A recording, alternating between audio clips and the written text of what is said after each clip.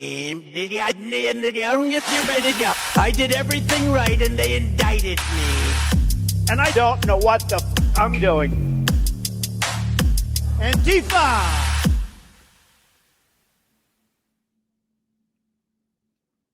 Hello, everyone, and welcome to a historic edition of the Katie Halper Show. Not because of anything we are doing, but because of stuff that's happening in the world.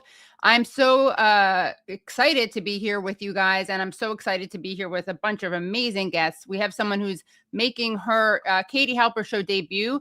I'm really excited. I've been wanting to have her on for a while. And that is Samira Mohyeddin, who is a journalist, an award-winning journalist. She was at the BBC for a bunch of years. Then she resigned and she started her own program called On the Line Media, which you have to subscribe to. You got to subscribe to that YouTube channel. And if you haven't already, you know, so many interesting things to say about Samira, but I will say that in addition to completing genocide studies at the Zarian Institute and having a postgraduate journalism degree from Centennial College's Story Arts Center, she also has a Master of Arts in Modern Middle East History. That's also cool, from Toronto, but she is also a trained Shakespearean actor and graduate of the American Musical and Dramatic Academy in New York City. So she truly is a Renaissance woman. She's based in Canada. Her family is from Iran, and we're going to be talking to her about so many things, ranging from Iran to media bias, which is something that she covers in an excellent way at On the Line. Speaking of subscribing, please do subscribe as well to this channel, to the Katie Halper Show. You definitely want to do that because we have been doing these extra streams. We stream with people who are based in Iran or people who are based in Western Asia, aka the Middle East. We stream with people all over the world. And so we don't always know in advance when that's going to happen. So the way that you can make sure you do know about it is by subscribing. So you hit subscribe and then the bell. Also, like the stream whenever you watch this, whenever you're seeing this, whether you're watching live or later on, like the stream. And please do become Patreon supporters at patreon.com/The Katie Halper Show. Again, that's patreon.com/The Katie Halper Show. This week's Patreon is amazing. It is an interview I did with Kneecap, the Irish musical group who rap in Irish, the language, as in Gaelic, as in Irish. They call it Irish, though, because they're different Gaelics. And I was in Cuba with them. So the interview was done in Cuba. It's great. And so you'll get that early at Patreon, patreon.com/The Katie Halper Show. Again, that's patreon.com/The Katie Halper Show. After I speak to Samira, I'll be speaking to legendary political scientist Norman Finkelstein.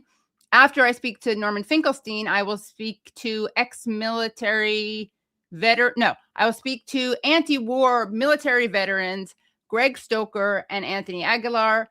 Anthony Aguilar, you may know as being the whistleblower who exposed what was happening at the Gaza Hunger Foundation, aka the Gaza Holocaust Foundation. That's what Aaron Mate called it, very appropriately, where they lured people to their death by promising them food in an act that was pretty reminiscent of what the Nazis did with concentration camps, getting them to board the trains, etc. Okay, so stick around for this whole show. It's really going to be great. And again, like, subscribe, and join the Patreon, patreon.com/The Katie Halper Show. If you can't swing the $5 a month, which is the level that gives you bonus content, then please just make the show happen by supporting the show at $1 a month. That's $12 a year. Okay, so we are going to bring on Samira. Samira, welcome. Hello. Hi, how are you? Oh, fuck. Yeah. How is anyone right now? What is it? Time is it?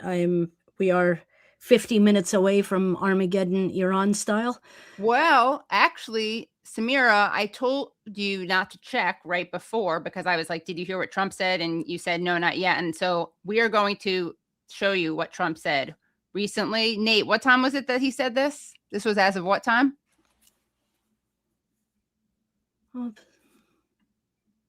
Right before.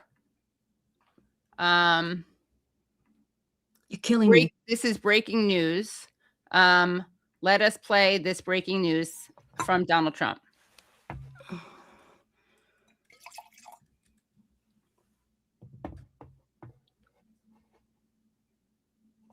Brad, you're muted. Sorry about that, Katie. Okay. Just need about 30 seconds to pull up the latest. Okay, yeah.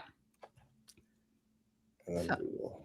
we do. You're going to give me a little hint? It is not something to. Oh, I said BBC, but sorry, CBC for Yeah, Samira. CBC, Canadian sorry about that, Broadcasting Canadian Corporation. Broadcasting. I actually knew that too. I did. Canadian version of the BBC, just Right. funding. I think also had BBC on the mind because there's a little BBC scandal, which we'll talk about shortly. It's Brad, okay. Unless there is something else, it's not something to play. It's more just something for you to read. Okay, let me make sure that I have. Yeah, this is okay. So we have a statement. Let me see if I want to make sure I have the latest thing. Okay. Yes. Yeah, it's something to read. Yeah, it's something to read. And this was released at 6:32 Eastern Standard Time.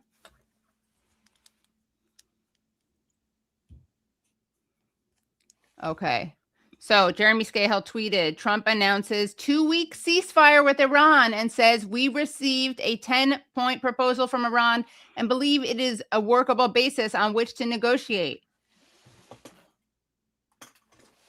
Based on conversations with Prime Minister Shehbaz Sharif and do you want to read this actually, Samira? Field Marshal Asim Munir of Pakistan, and wherein they requested, as if Donald Trump would say wherein. I know. And wherein they requested that I hold off the destructive force being sent tonight to Iran and subject to the Islamic Republic of Iran, agreeing to the complete, immediate, and safe opening of the Strait of Hormuz. I agree to suspend the bombing and attack of Iran for a period of 2 weeks. This will be a double-sided ceasefire. The reason for doing so is that we have already met and exceeded all military objectives and are very far along with a definitive agreement concerning long-term peace with Iran and peace in the Middle East. We received a 10-point proposal from Iran and believe it is a workable basis on which to negotiate. Almost all of the various points of past contention have been agreed to between the United States and Iran, but a 2-week period will allow the agreement to be finalized and consummated. Sexy. On behalf of the United States of America as president and also representing the country's capital of the Middle East, it is an honor to have this long-term capital problem close to resolution. Thank you for your attention to this matter, President Donald J. Trump. Brilliant. Now, are they going to give Israel the message not to bomb Iran too? Right. Or? Yeah, who knows? Yeah. So Samira, what are your thoughts on this? I mean, I'm actually elated. There were so many messages coming out of Iran today from friends of mine who are using very expensive VPNs, and they were so fucking afraid of this, because the bombs are still happening. I mean, that's one of the things that's really crazy. It's such a misnomer to think, oh, there were no bombing of civilian infrastructure up to this point. But the fact that the lights will stay on and the water plants and all of that will keep flowing, I'm very happy. Very happy. Yeah. Yeah. So, I mean, you're not a military analyst, and I'm not. That's not why I invited you on. That would be. Although weird. I wore some fatigues for you. Yeah, you do, right? Yeah, sure, yeah. You give military analyst vibes or military vibes. But what are your thoughts on how we got here? What do you think is influencing Trump to make this decision? I mean, obviously, for people who don't know, he was threatening to. He had a countdown clock and 8 p.m. I was actually struggling. I was like, what do I do about the show? Is everyone going to want to know what's going to happen? How are we going to have the show? Everyone's going to be paying attention. So not only am I glad there's a ceasefire for the sake of the world, but it's good for the Katie Halper show. Cheers. Yeah. So what are you surprised by this outcome? To what do you attribute it? I think that, Trump, he may be a bit of a moron and a little maniacal in his statements, but I think that there are people around him still, maybe some of these generals and others, who are telling him that it is not a good idea to bomb power plants.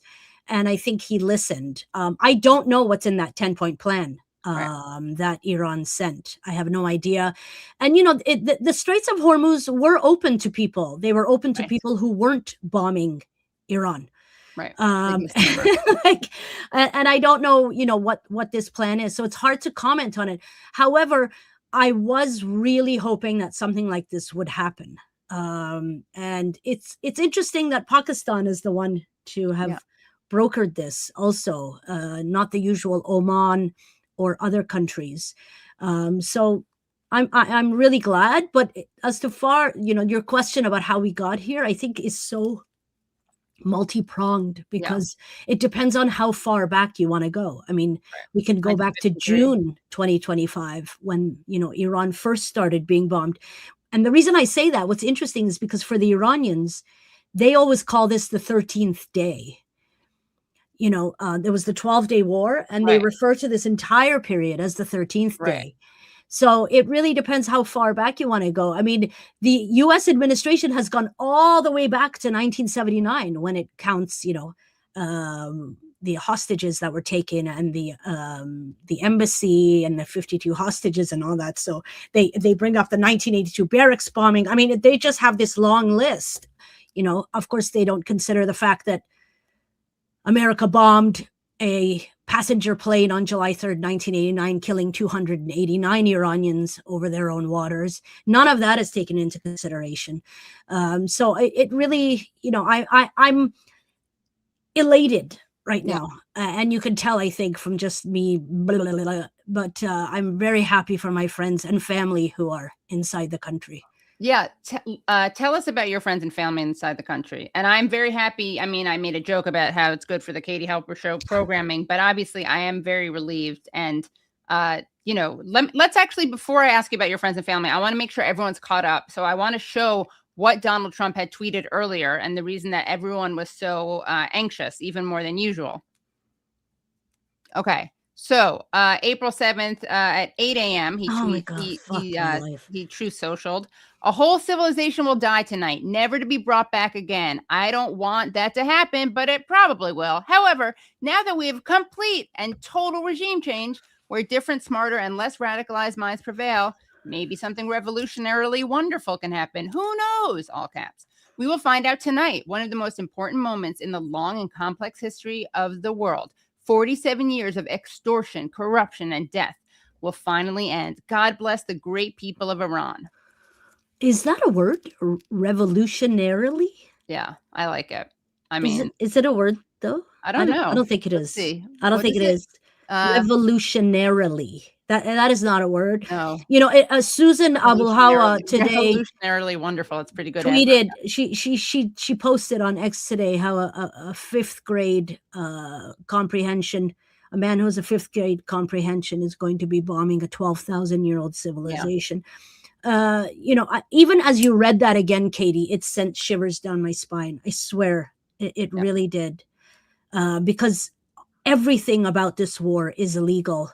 From the start to the auspices under which it was launched. It's disgusting what is happening to 90 million people, and for whom.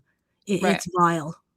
And so tell us about your friends and family in Iran, and tell us what they're saying, and also tell us about your own trajectory and your family's trajectory, and what brought you to Canada. Yeah, I mean, my parents were 27 and 30 when the Iranian Revolution happened in 1979. We left the country May 4th, 1979. I was 4 years old. My sister was 8. And we moved to Canada. Now, my mom, at that young age, was already protesting in the streets against the revolution. My mother and father were very much against what was coming. I grew up in a very secular household, a very progressive household, and my mom was very aware, and it was very obvious that the country was heading towards a theocracy, and she had no desire to live under such a system of governance. So we left very early on. My mother never went back. I went back to visit in 1999.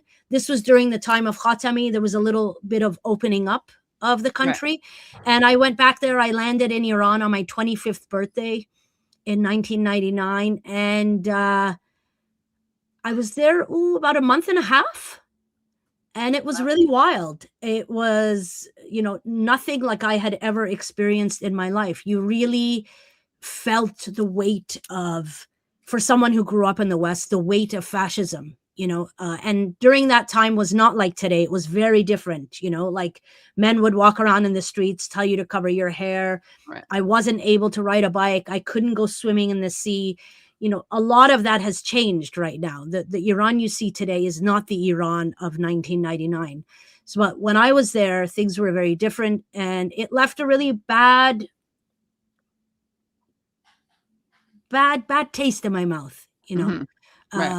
as someone who was 25 and was like, I want to go back home, Right. see what it's like. If I went back today, I'm sure I wouldn't have that experience, but I'm a bit too paranoid to try and go back right now. And what are your friends and family there telling you? What are they saying? What are they reporting from the ground? Yeah, I mean, it depends on which friend I'm speaking to. Right. So some of my friends who are very wealthy are not in Tehran anymore. They have actually, they have dual passports, so they've left the country. Others have stayed, but they have villas, so they are, north of Tehran and just waiting this out, basically. But my uncle, who was in Isfahan, I haven't been able to have contact with him. I'm very worried for him and his family, my cousins. And so it's really a mixed bag. And I think it's a good reflection of what's happening inside the country. One of the images that has really stayed with me today was of a virtuoso in our country who plays the tar. It's a sort of guitar-like instrument. He went in front of the Damavand power plant. This is one of Iran's largest power plants. And he's been sitting there for the past 2 days playing his instrument and saying he refuses to leave. Now, if you watched Western media today, they would tell you that this guy was forced to be there, that he's a, human shield or whatever the hell they were saying. But a lot of Iranians, out of their own will and volition, have gone and formed human chains around their civilian infrastructures. People don't really understand the mindset of the Iranian people right now. They are not someone to be fucked with, honestly. Yeah. Well, and you mentioned that Isfahan, and that is the center of the Jewish center, right, of Iran. Yep. And there was, of course, a synagogue there that was destroyed. And for some reason, all these people who talk about Jewish safety, all these Israel defenders who accuse people like you of being an anti-Semite, people like me of being a self-loathing Jew, I haven't heard them lament this bombing. Not a word even in Western media. Normally this would be made a huge thing out of, and rightly so. But the fact that, the leader of Iran's Jewish community went outside this structure that was bombed, I believe it's called the Rafi Nia synagogue, which is 80 years old, and stood there and said, this is a stain on our community. And, right in the middle of our celebrations. And he was holding a Torah that was totally torn to shreds. And he also said that the scrolls that they use in that synagogue are underneath the rubble. What people don't understand about Iran's Jewish community is that they see themselves as Iranians, not as, something outside the polity of the country. They are embedded and are a part of the fabric of that country and have been for thousands of years. Right. Yeah, which obviously people don't want to say that because that belies the claim that Israel is needed to keep Jews safe, and all the people in these areas hated the Jews and made them leave. And obviously people can look at some really interesting historiography / the memoir of Avi Shleim, who writes a fascinating account of this, where we've mentioned this on the show before, but Zionists basically bombed areas in, you getting the book? There you go. 3 worlds. There it is. And Zionists bombed areas in Baghdad to scare the Jews into leaving. They also did this in Egypt. But we actually have a bunch of the things that you mentioned, and really major thanks to Brad and Nate, because this show is pretty dynamic, obviously, because a lot of the stuff is breaking news. But this thing that we're about to show you is, I believe, Brad, here, I'm going to bring you onto the show because you and Samira are close friends anyway, as of like half an hour ago. What'd you say? I said BB, a good BB, not the good one. Yeah.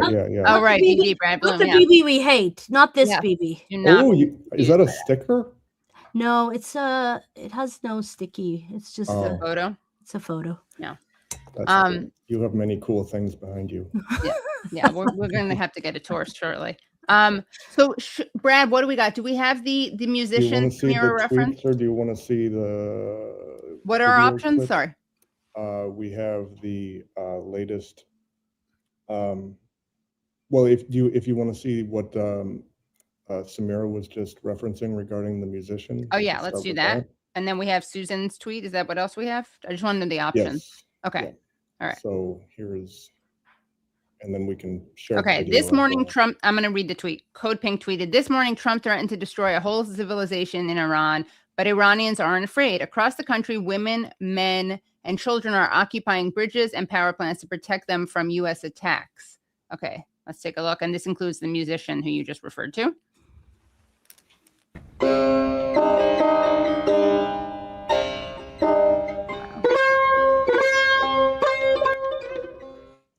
Sorry, Katie, I don't want us to get copyright struck. Oh, yes, very smart. Okay, yeah.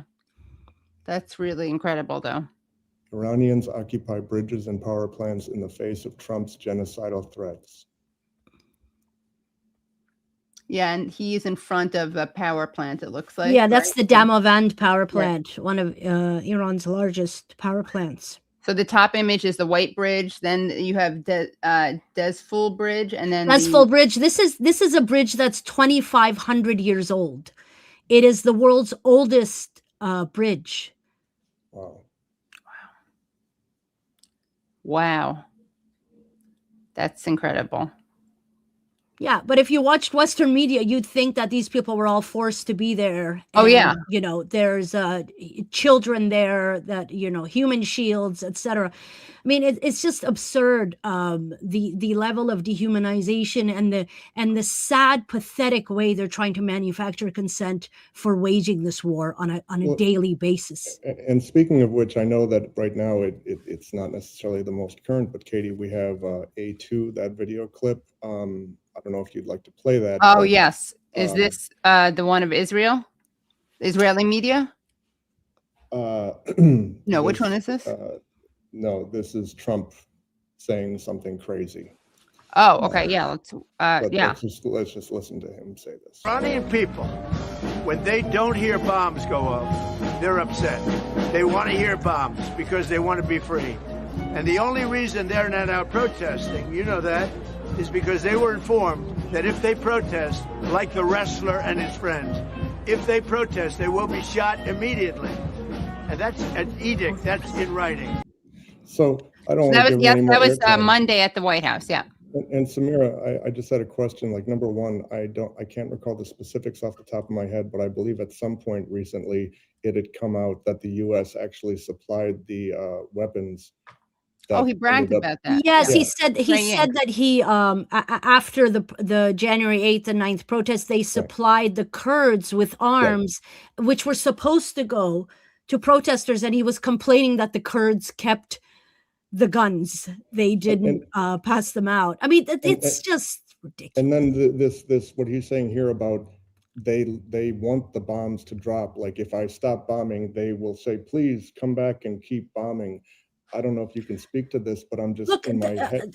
Like, I'm like, what did they find like one Israeli or something to provide that quote, and he's painting it as the whole of Iran?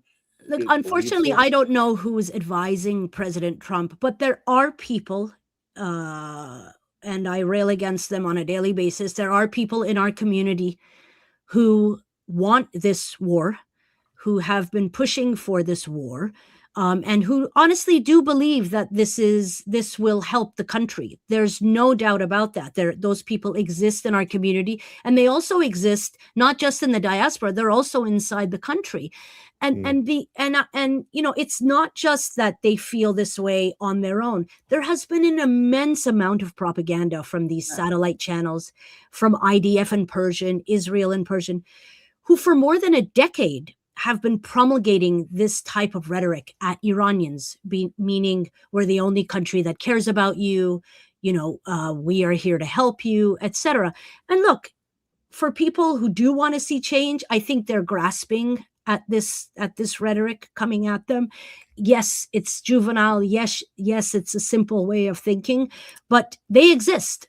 they really do exist. But there's no denying that. The video that we just watched, as you very correctly pointed out, shows to me, if you were an American and only listening to what the president or whomever was saying, that's the picture you would paint. And now you're showing us video here of countless Iranians that clearly do not feel like, yes, please come bomb us.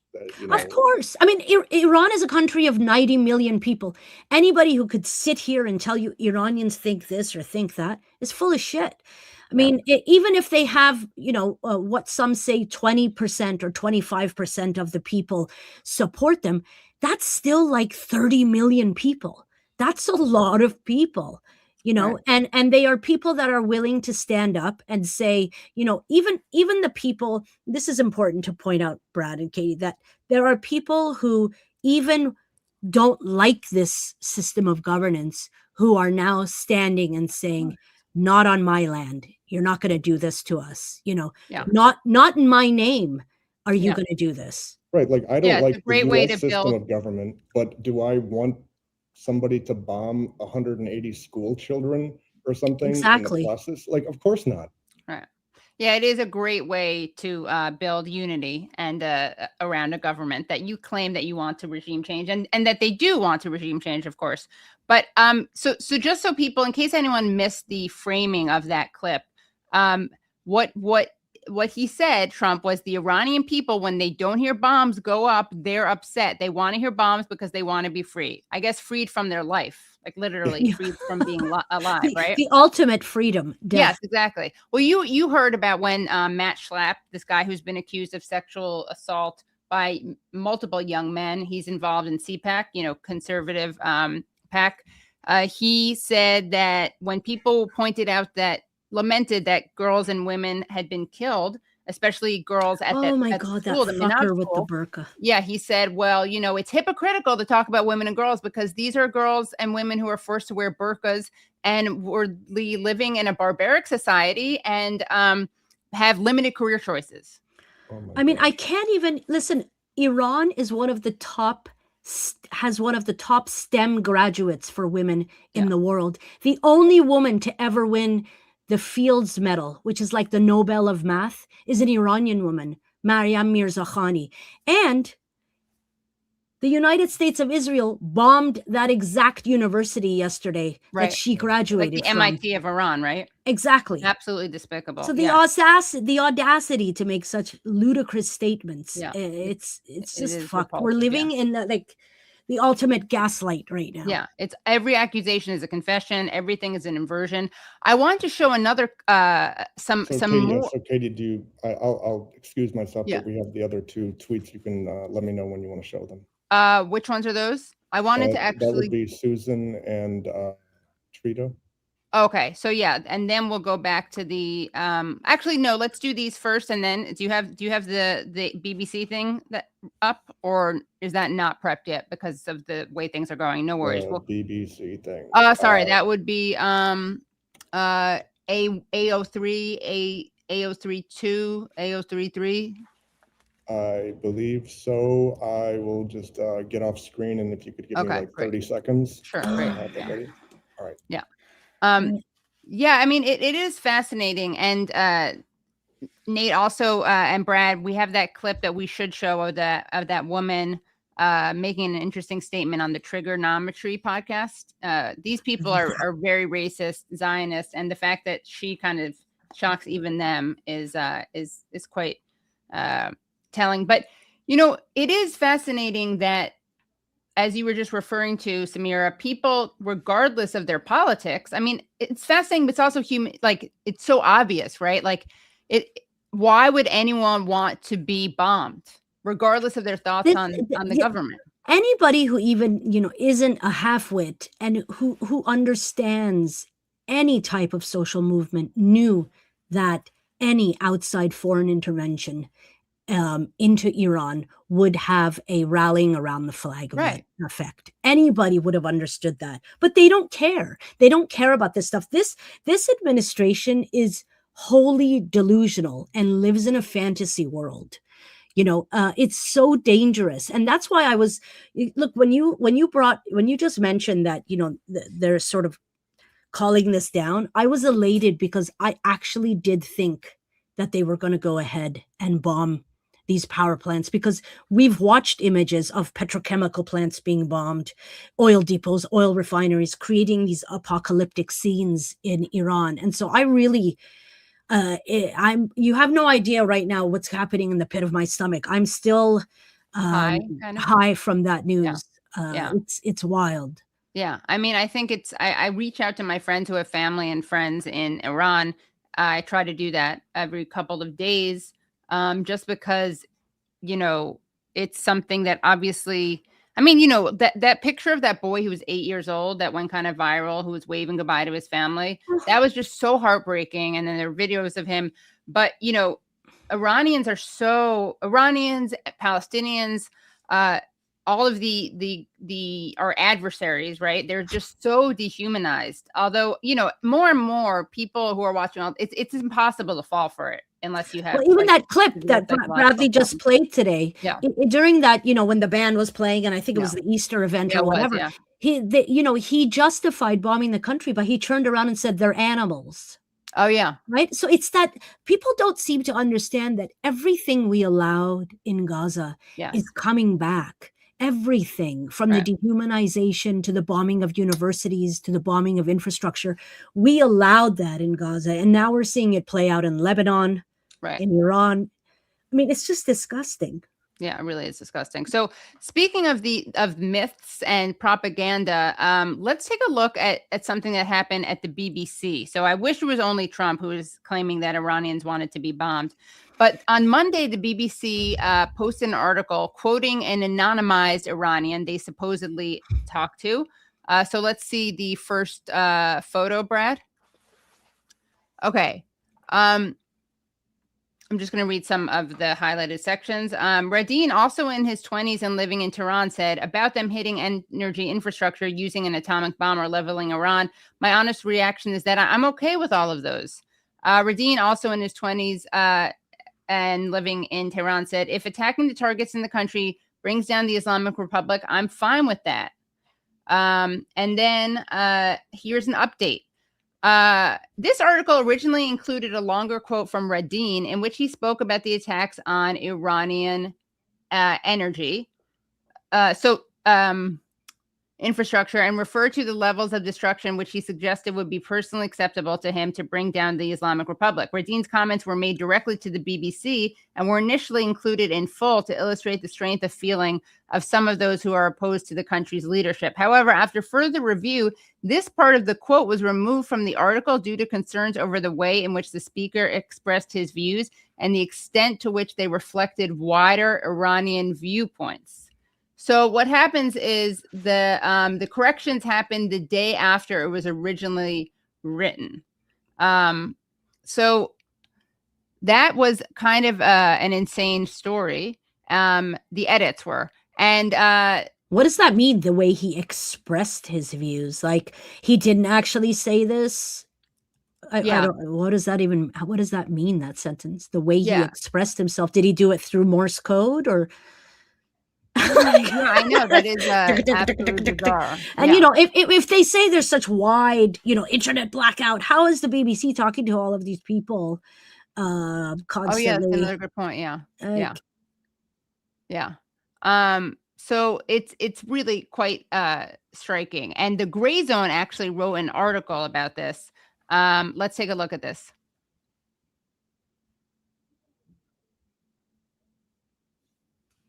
Okay. Senior BBC Iran reporter exposed as opposition activist. Yeah. Okay. Wow. And let's take a look at the, I believe we have a tweet next. We have the Wyatt Reed, unless you wanted to look further into the... Yeah, the Wyatt Reed, please. Yeah, the Wyatt Reed, yeah. Okie dokie. Thank you.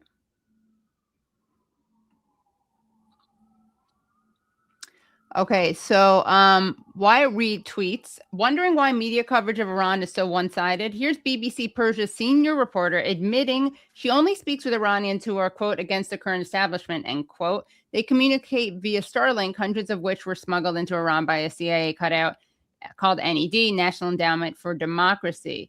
How some Iranians reacted to U.S. jet downing. And this is Gonche Habibzayed. I've been asking some of my contacts inside Iran what they think about the U.S. jet downing. All those I talk to are against the current establishment. Okay.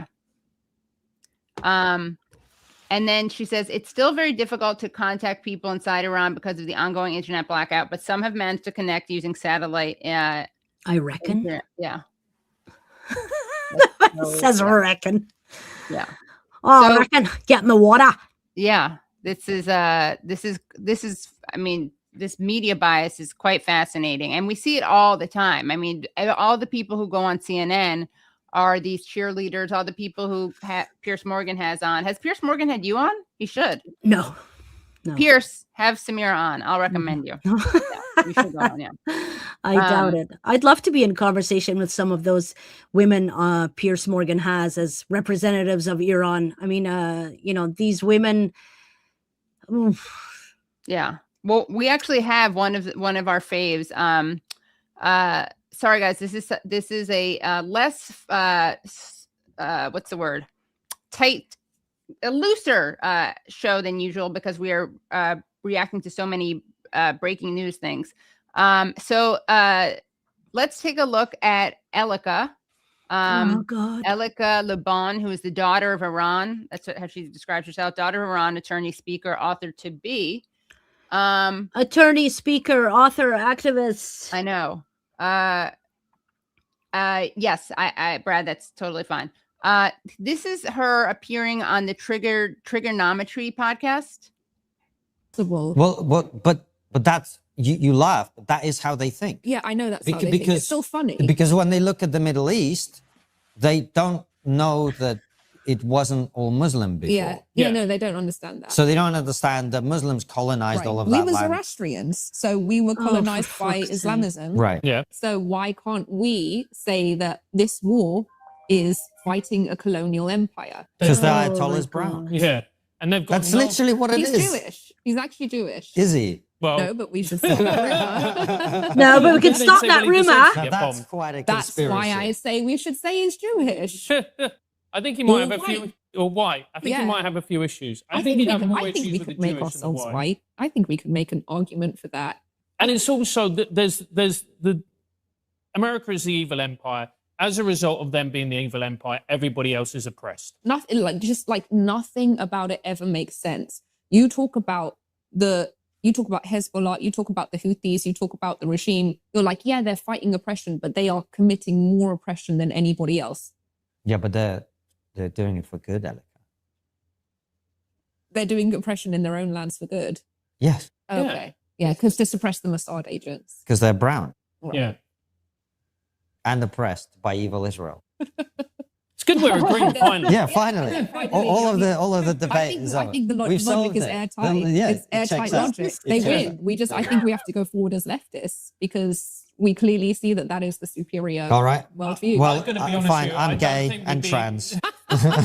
We've done it. I don't I've think gone we'd be trans. accepted. What do you into- mean? I self-identify as a woman. You self-identify? Yes, I think it's a good God. note to end the Now episode on. devolving into Elika, what's the anti-trans one thing we're crap. not talking about that we should be? Oh my gosh. Don't say Iran. Ideological subversion. Like they seem to be saying some really ugly things, but like if you're saying it tongue in cheek, then it's okay. or But something? she's the captain of word salad. She's such a jargonist. And she is the emblem of the rise of the confident dumb. Nothing yes. this woman says, honestly, nothing she says makes any sense. But and like if you you- just said, if you say it a certain way, like Yeah. confidently, That's Yeah. enough for people. Yeah. If you break down what is actually coming out of her mouth, none of it makes sense. And it's so historically inaccurate also. But she's dealing with people most of the time that don't know better than her.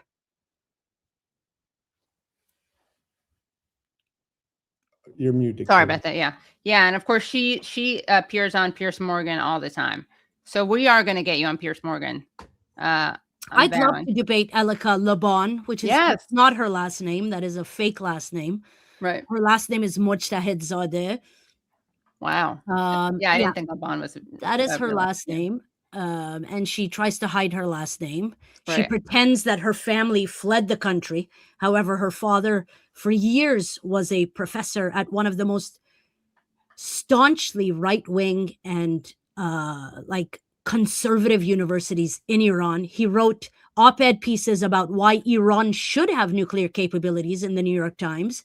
Her father's name is Piruz Mojtahedzadeh. I've done a deep dive on Elika. She is nothing but an ambulance chaser, graduate of Pepperdine University. Oh, She is a dimwit at best.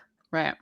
Yeah, and you really get a lot of hate from people like her, from monarchists. Can you just you get it from both directions? I mean, you get it from, well, it's not both directions; they're very adjacent. So you get it from monarchists and you get it from Zionists, and a lot of these monarchists are Zionists. So talk about some of the hate that you've encountered for speaking out. You know, I get my addresses doxxed online. I've had people send me death threats, rape threats. For some reason, all of it is really sexual and gender based. You know, these are the freedom fighters. These are the people who want to save women. Right. And for some reason, all they do is attack women, mostly women of color.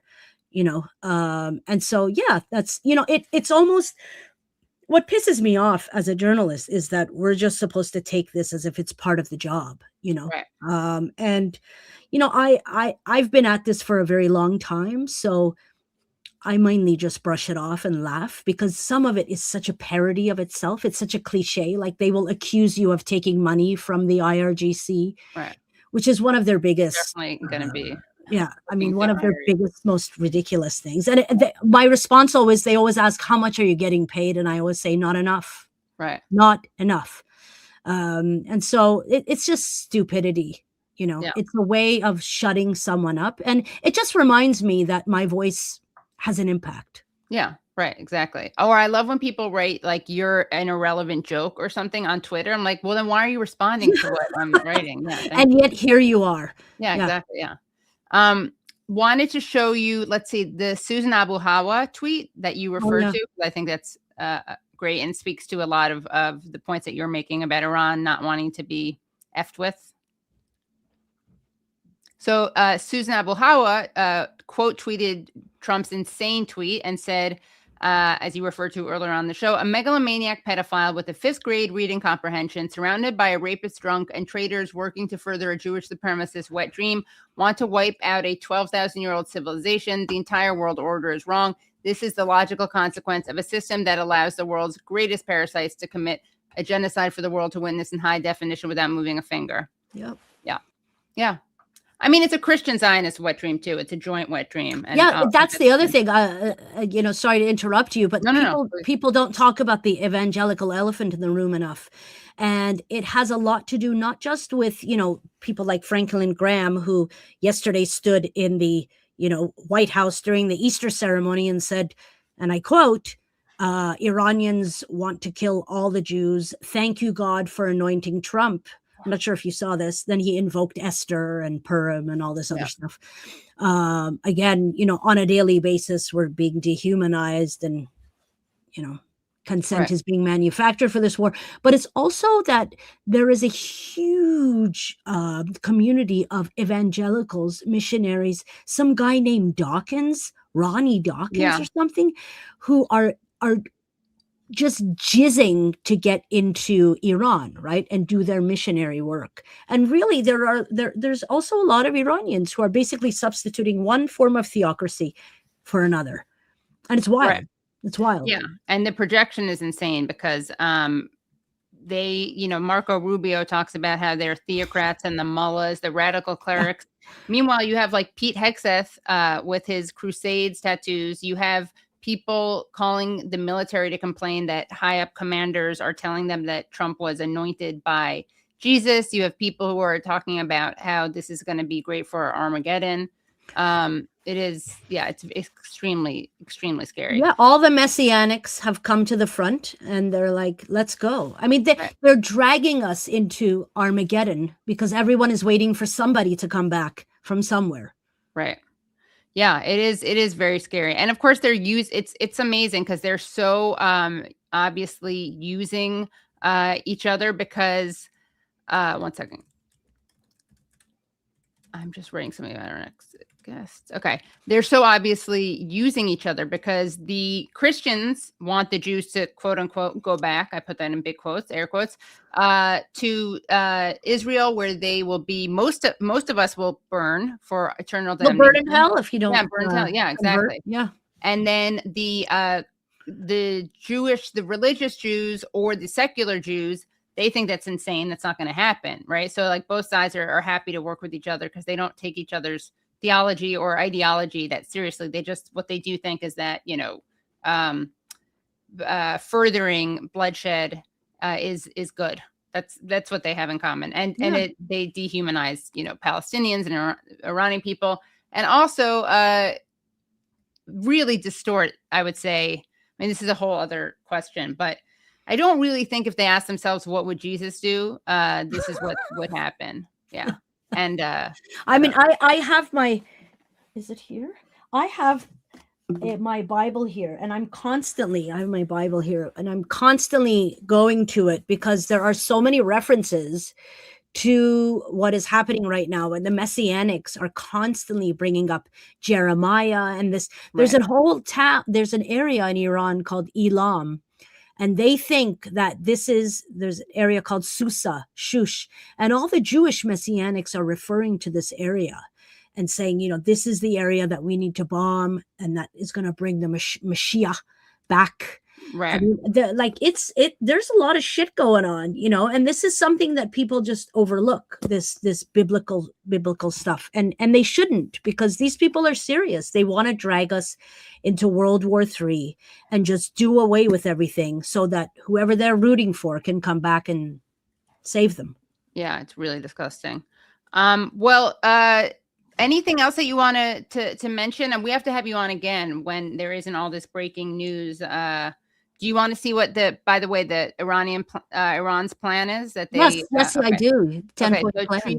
Trita Parsi tweeted this out.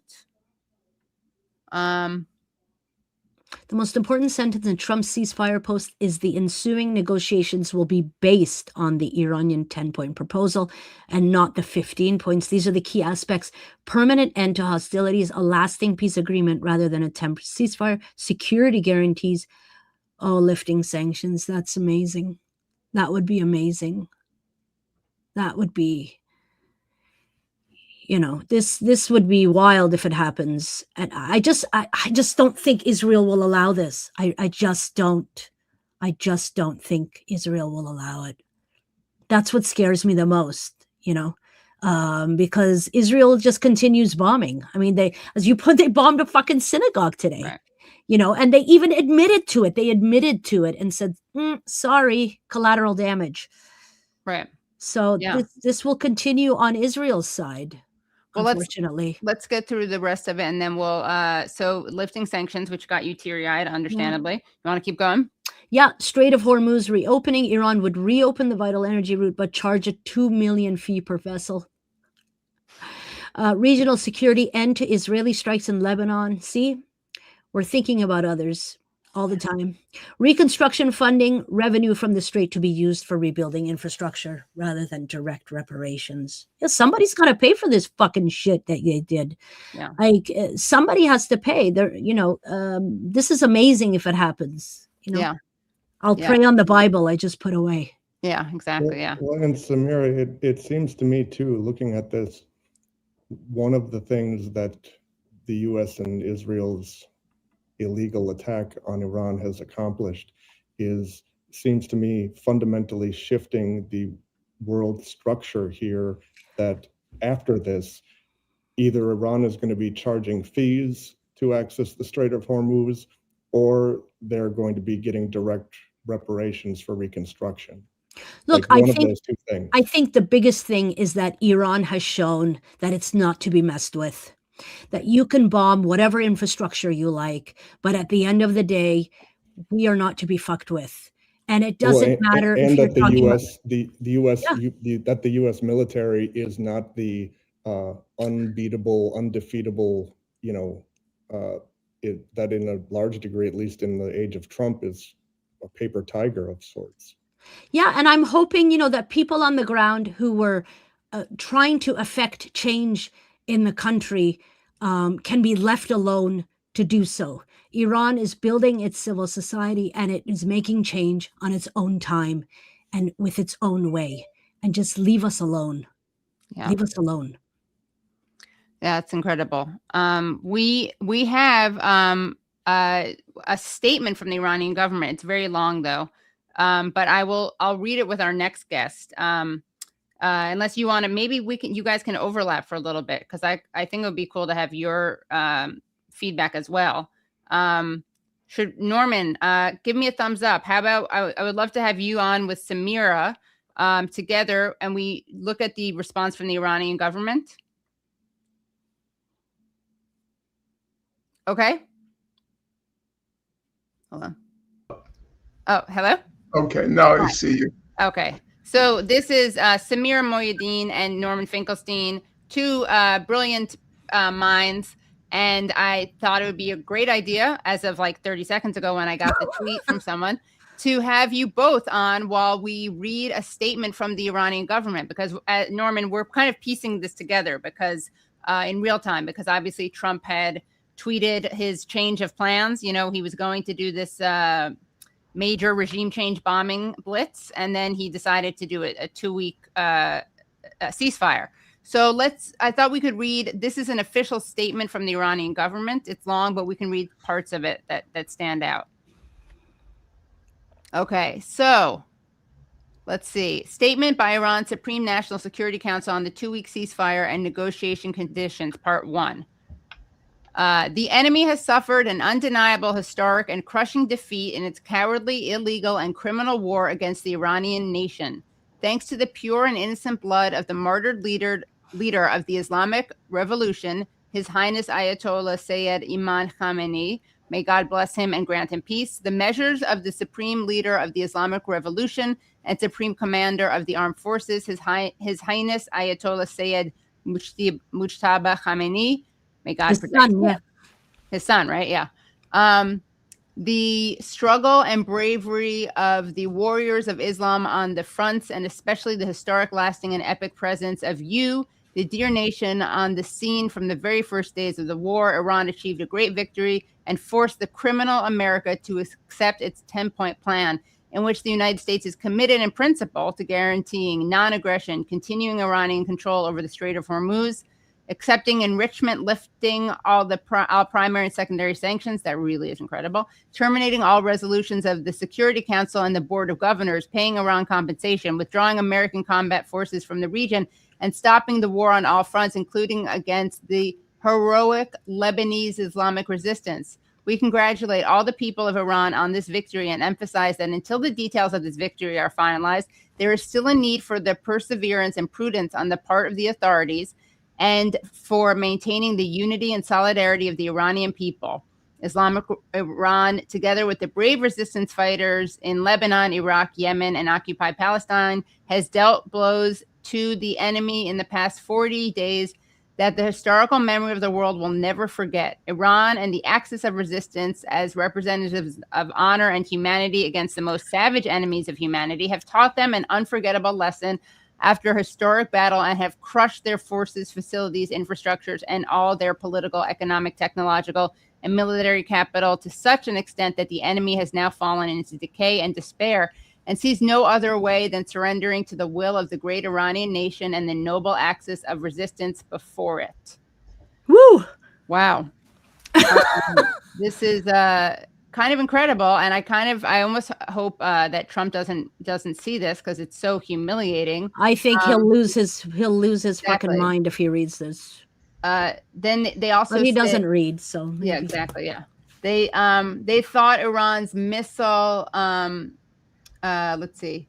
They thought Iran's missile and drone fire would quickly die down, and they did not believe that Iran could give them such a powerful response beyond its borders and across the entire region.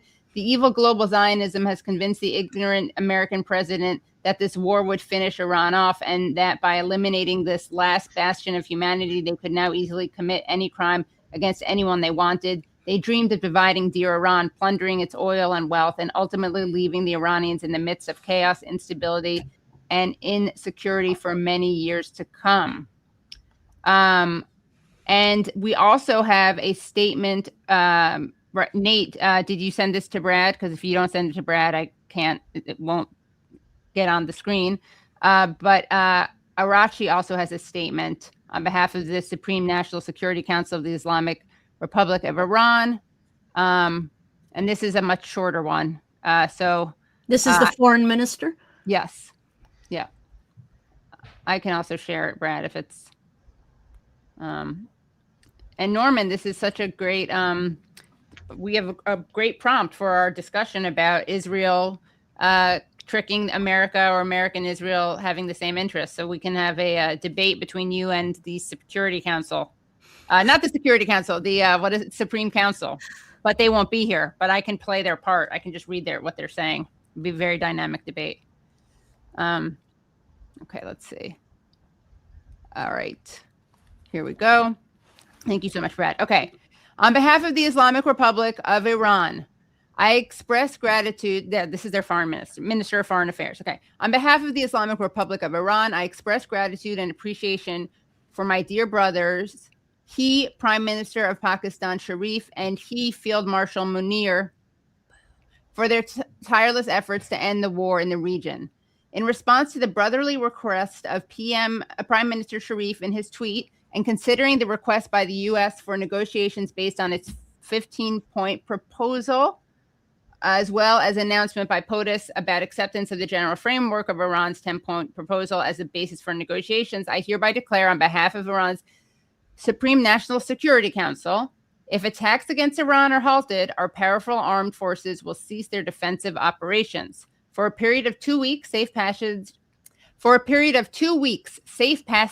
through the Strait of Hormuz will be possible via coordination with Iran's armed forces and with due consideration of technical limitations. Slightly different tone coming from the foreign minister versus the other statement. But Samira, before you leave, just want to ask you your response to that, and then Norman, of course, if you want to respond to that, and then we'll be talking about many things in more detail. But I just keep thinking that Israel won't allow this. I mean, I don't think that Israel will stop bombing Iran. That's my worry. They have shown that they're just riding through the air all across the skies, and they just keep bombing dozens and dozens of sites every single night. My friends, who I've spoken with, they just freak out every night at around between 3 and 4 in the mornings when all of these bombs are going off. And I just don't see Israel allowing for this to take place. Okay, well, last thing I'm going to show is a video actually of Israeli media that you sent to me, Samira. Disgusting, yeah. Yeah. This is them talking about the countdown clock. This is obviously I wonder how they're feeling. Oh, we don't have. Oh, crap. Sorry, I thought we had it with subtitles, but we don't. No, it's not subtitled. Yeah. But they're quite giddy. Yeah. So yeah. I wonder what they're going to do with that clock now. Yeah. Very excited. It just goes to show you that, I mean, Israeli media right now is so genocidal anyways, specifically Channel 13 and 14. But yeah, I think that they were really hoping that this would happen. Right. Yeah, they definitely were excited about it. The power plants, everything would be gone. So, yeah.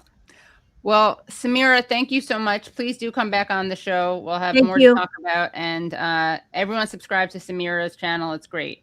And again, CBC, not BBC. Yeah. Don't subscribe to CBC, though. No. Yeah, definitely subscribe to On the Line Media. We have enough subscriptions. Yes. Have a great rest of the show. Thanks for joining. All right, guys, if you haven't already, please like the stream. Give it a thumbs up, subscribe, and become Patreon supporters. And without any further ado, I think this man needs no introduction. Norman Finkelstein, author of several books, including The Holocaust Industry, and including Knowing Too Much, which I read parts of yesterday and today, which is a fascinating book. Gaza, Inquest into Martyrdom, and a very brave professor, and outspoken critic of Israel, but also not just Israel. So welcome back to the show, Norman. It's been a while. Thank you for having me, Katie. Of course. And as everyone knows, I had you on this show precisely because you are a military expert and you love talking without knowing what you're talking about. Now, that is the disclaimer made by Norman, which is that he's not a military expert. He doesn't like to talk just based on, I don't know what, pontificating. But you do have a lot of things to say that are extremely relevant. Starting with, I mean, you are someone who spent time with Hezbollah, also with Hamas. And you are someone who also has a very strong critique of, I would say, the kind of America Firster analysis of what is happening and the wag the dog framing. And in fact, Samira just said, you know, she didn't think that Israel will let Trump do X, Y, Z. And you have in your book, Knowing Too Much, you talk about the lobby thesis by Walton Mearsheimer. And I know you were good friends with Mearsheimer. So I guess we could just start with first, let's get your reactions in general to what we just saw, and then we can talk about those other issues. Well, let me begin with some disclaimers. Not only do I not command any knowledge of military matters, and I proudly say so, I can't say I spent extensive time with Hezbollah or with Hamas. I did make one or two trips to Lebanon, where I did tour the South with the tour leaders, if you can call it that term. The tour leaders were Hezbollah fighters. And I believe either on that trip or a second trip, my mind is not clear on that, I did meet with the current leader of Hezbollah, Naim Qassem, and we had a cordial, if slightly academic conversation, because I had read his book and I was surprised. I think it's something like Hezbollah from Within. I don't remember the title now. I have it on my shelf, but I don't recall. But I noted that he cited sources like Human Rights Watch, which for me was rather surprising, given he was, at that point, he was the second in command of Hezbollah, the leader being Sayed Nasrallah. And so we had a cordial, but I think for him it was a disappointing conversation because Hezbollah people are very practical. And I remember that when Professor Chomsky met with Sayed Nasrallah, and one of the things that struck me as... I thought you said Psy. I thought you said Psy, like you were calling him like Seymour Hersh's nickname, Psy. Okay, yeah. Professor Chomsky observed afterwards that Nasrallah barely said a word. He was just trying to suck out information. He was an extremely serious guy. And so I think if the expectation was that I was going to yield grand insights, it was a disappointment. I was a rather dull-witted academic in our conversation. The Hezbollah, the trip in the South, it did leave an impression on me. And since then, obviously, a lot has happened. I did not believe that the decapitation of the Hezbollah leadership would lead to a collapse of the movement. The two things that I did believe, and I still believe, would happen was that, first of all, Nasrallah had a vision. He was like other great military political leaders, someone like Mao Zedong.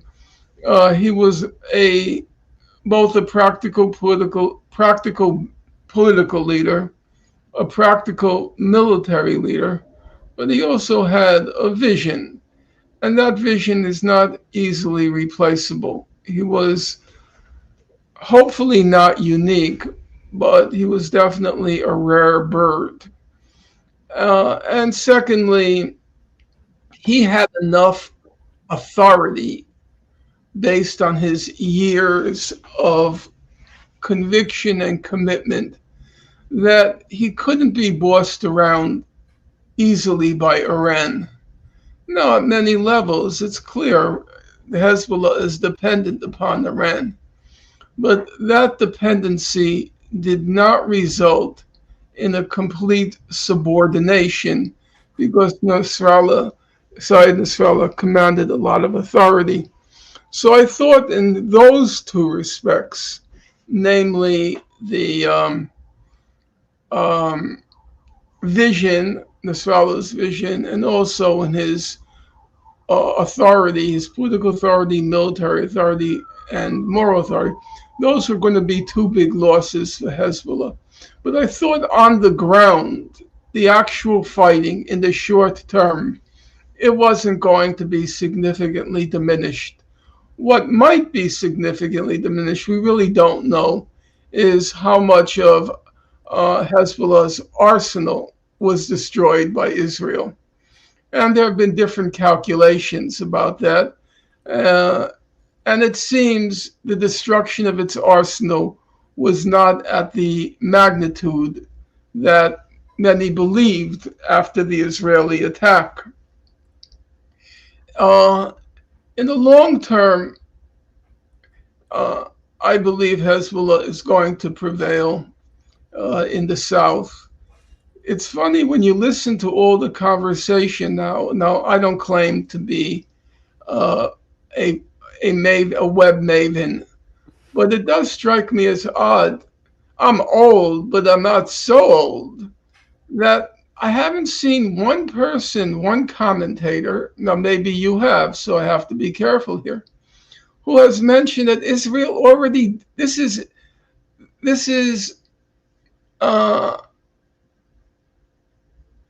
it's just everything old is new again. In 1978, Israel launched, there's all this talk now, Israel's going to take over everything up to the Litani River. In 1978, Israel launched Operation Litani. It already did that. It already occupied Lebanon up to the Litani River. And in the course of that period, from 1978 to 2000, Israel launched its devastating destruction of Lebanon, including for the first time bombing an Arab capital, namely Beirut. It killed between 15 and 20,000 Lebanese, overwhelmingly civilians, Palestinians. I said Lebanese, that's incorrect. Palestinians and Lebanese, overwhelmingly civilians. And, up until the end of the first month in Gaza, and maybe even a little longer than the first month, it may have been 2 months, the biggest bloodletting in that part of the world by Israel was the Lebanon War in '82. And really everything Israel did in Gaza, it had already done in Lebanon, targeting ambulances, targeting hospitals, targeting schools. That was already part of the Israeli repertoire in the Lebanon War. I would recommend to your readers, listeners who are readers, 2 really excellent books for a journalistic account, a breathtaking journalistic account, an epic journalistic account. I would recommend Robert Fisk's Pity the Nation. It's really a stunning work of journalism and literature. He was a brilliant stylist. And the best factual account was Professor Chomsky's monumental book, Fateful Triangle. About, I would say, 2/3 of it is devoted to chronicling the horrors that were inflicted on Lebanon. And during the Lebanon War is when the Party of God was born. And they carried out a guerrilla war that lasted from 82, 83 to June 2000, when Israel was finally expelled from all of Lebanon. Which is to say that I know Israel will not prevail in Lebanon, because I'm not saying the moral factor is always decisive. I don't believe that's true. At some level, if you are disarmed or overwhelmingly overwhelmed by the other side's arsenal, it's very hard to prevail. I know that. However, the moral factor, I do believe, plays a decisive role. I won't say the decisive role, a decisive role. And the people of South Lebanon have so much venom inside them against what they call the Zionist entity. The number who were tortured in places like Hiam prison in South Lebanon, the number who lost families, homes, and the number who are still devoted to and want very much the opportunity to revenge the deaths, not only of family and friends, not only the destruction of villages, but also to vindicate the memory of Nasrallah, who was revered by Hezbollah before his passing, his assassination. So I believe it's going to take a while. I won't live to see the end, but the Israelis will be expelled from Lebanon again. And I believe that Netanyahu, he knows that, but he doesn't much care. All he cares about is the photo op of the Israelis conquering Lebanon up until the Litani. His long-term concerns are over. He's an older man now. So I believe now it's just for him, the photo op. But he's smart enough to know it's never going to happen that they can successfully repress the resistance in Lebanon. At some point, they have to settle down to being occupiers. And settling down to being occupiers means being a sitting target for the resistance, and the resistance won't. The resistance will prevail, but I think it'll take time. They will let the Israelis come all the way in, and then let them settle in. And then for the Party of God, the fun begins of picking them off one by one until they're finally expelled a second time. But I won't be here for that event, and neither, for that matter, will Netanyahu. It took time. It took from 83 to 2000. So that's a chunk of time. Right. I mean, it's you talk about the venom, and it is a different venom, I would say, from the venom of, for instance, Israel's venom, which is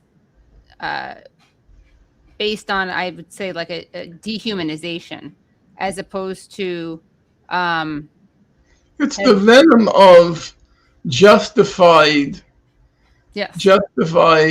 vindication. Right. If you allow me one moment. Yes. 1 second. Yeah, so I was just distinguishing. I mean, not that you needed to know that from Norman Finkelstein, but I wanted to make sure people watching understood that there's justified venom, and then there's genocidal mania. Yeah, and I will acknowledge I was doing any both sidesing, which you don't and weren't doing. I will acknowledge that at the level of abstraction, it's hard to make out the difference. It's the concrete fact. My parents, till their deaths, till their dying days, they loathed, they hated the Germans. Oh my God. And they wouldn't say Nazis, right? They would say the Germans. The Germans. You could not say anything. Well, of course, the pre-Nazi Germans, my parents recognized the level of culture Germany had reached. Even my parents who loathed Poles, they were from Poland, my mother would acknowledge the best pianists were Polish. That's just a fact. But a positive word, that's not going to happen. That's why people know Norman's parents survived several camps. They were both in the Warsaw Ghetto. So that's the context. That's why I was very relieved that I wrote the book with a German author, A Nation on Trial, which was basically refuting the thesis that Germans were homicidal anti-Semites from the distant annals of time to the present, and all Hitler did was give them the green light. The Goldhagen thesis? Yeah, the Goldhagen thesis. So I was, let me tell you, I was very glad that my parents had passed from the scene before that book came out, because they would have agreed 100% with Goldhagen. Right. I know that. In any event, on the question of revenge, and as I said, at an abstract level, you could say, well, the Jews hate, or I should say the Israelis hate the Arabs, and the Arabs hate the Israelis, and it's venomous on both sides, and you can't distinguish between the two. Yeah, at some abstract level, that sounds right, but not at the concrete level, not in my opinion, at any rate. Yeah, you just allow me. That's kind of like Nazis and Jews. Yes, that's exactly what I was going to read now. So you gave me the perfect segue. There was a Soviet Jew, a writer named Ilya Ehrenberg. And at the end of the war, when the Soviet Red Army is marching on Berlin, Ehrenberg wrote the following. He said, "All the trenches, graves, and ravines filled with corpses of the innocents are advancing on Berlin, along with the boots and shoes and babies' slippers of those murdered and gassed at Majdanek." Happens my parents were in Majdanek, because that's where the Jews from the Warsaw Ghetto were deported. And that line always resonated for me. It was Ehrenberg, the moment of revenge. We are going to revenge the boots and shoes and babies' slippers of those murdered and gassed at Majdanek. And that's the Hezbollah. That's the Lebanese. And I do not believe that they will be shaken from that conviction and commitment. They will revenge the murdered and tortured of the people of South Lebanon. So they will prevail in the end, in my opinion. And so that's my, I met one Hamas leader, Dr. Rantisi. He lived in, they all knew they were going to get assassinated. They were very what shall I say, blasé about it. I remember Edward Said said about Nasrallah. He met Nasrallah when Nasrallah was still a young man in 1990, if my memory is right, something around there. And he said there were two things that distinguished Nasrallah from every other Arab leader he ever met. And obviously he had met them all. He said, number one, and this is no joke. It may sound like a joke, but it's not a joke. It's actually a very insightful remark. He said, Nasrallah was always punctual. You make a meeting with him, he's going to be there on time. It's not the Arab leaders who think they're so important that you have to wait around for them for 7 and 8 hours. No. Your time is precious. My time is precious. Both of our times are precious. I'm not better than you. You're not better than me. The meeting's at 4 o'clock. It's 4 o'clock. And the second thing he said about Nasrallah was he was the first Arab leader who was not surrounded by bodyguards with machine guns. None of the agit-prop. He was there unarmed. He was unarmed. It was office meeting. And it was the same thing with Hamas. When I met Rantisi, Dr. Rantisi, I believe he was an obstetrician, but I'm not positive on that. I hope I didn't make a mistake there. When I met Dr. Rantisi, he lived in what you would call in our language, a tenement. Very simple, no armed guards. We just talked. I wasn't happy with the conversation. I think it was at the beginning of the second Intifada. And I asked him his opinion of how things were going. He was, as I said, the head of Hamas at the time. He was assassinated shortly thereafter. And he said to me as follows. He said, when the second Intifada began, the ratio of killed was 8-1. 8 Palestinians killed for every Israeli killed. He said, now we've gotten the ratio down to about 2-1. Or maybe it was 4-1, I can't now remember. And I felt like it didn't strike me as a political vision. It was just tit for tat, an eye for an eye, a tooth for a tooth. I could be wrong. Obviously, the ratio does play a role. I'm not going to deny that. But I found it a rather narrow assessment of the situation. Otherwise, I don't recall meeting other Hamas people. I could be wrong. I don't remember. He apparently, by the way, was a pediatrician, Dr. A pediatrician. And I said an obstetrician. Yeah. Right. Yeah. Pediatrician. They were all very accomplished. Yeah. They were all, you give credit where credit's due. If I can say Chuck Schumer is a smart guy, even though I find him a revolting personality. Moral monster. A moral monster. We have to be equally, not so much generous as objective. About in our assessments, the current, you would say, foreign minister.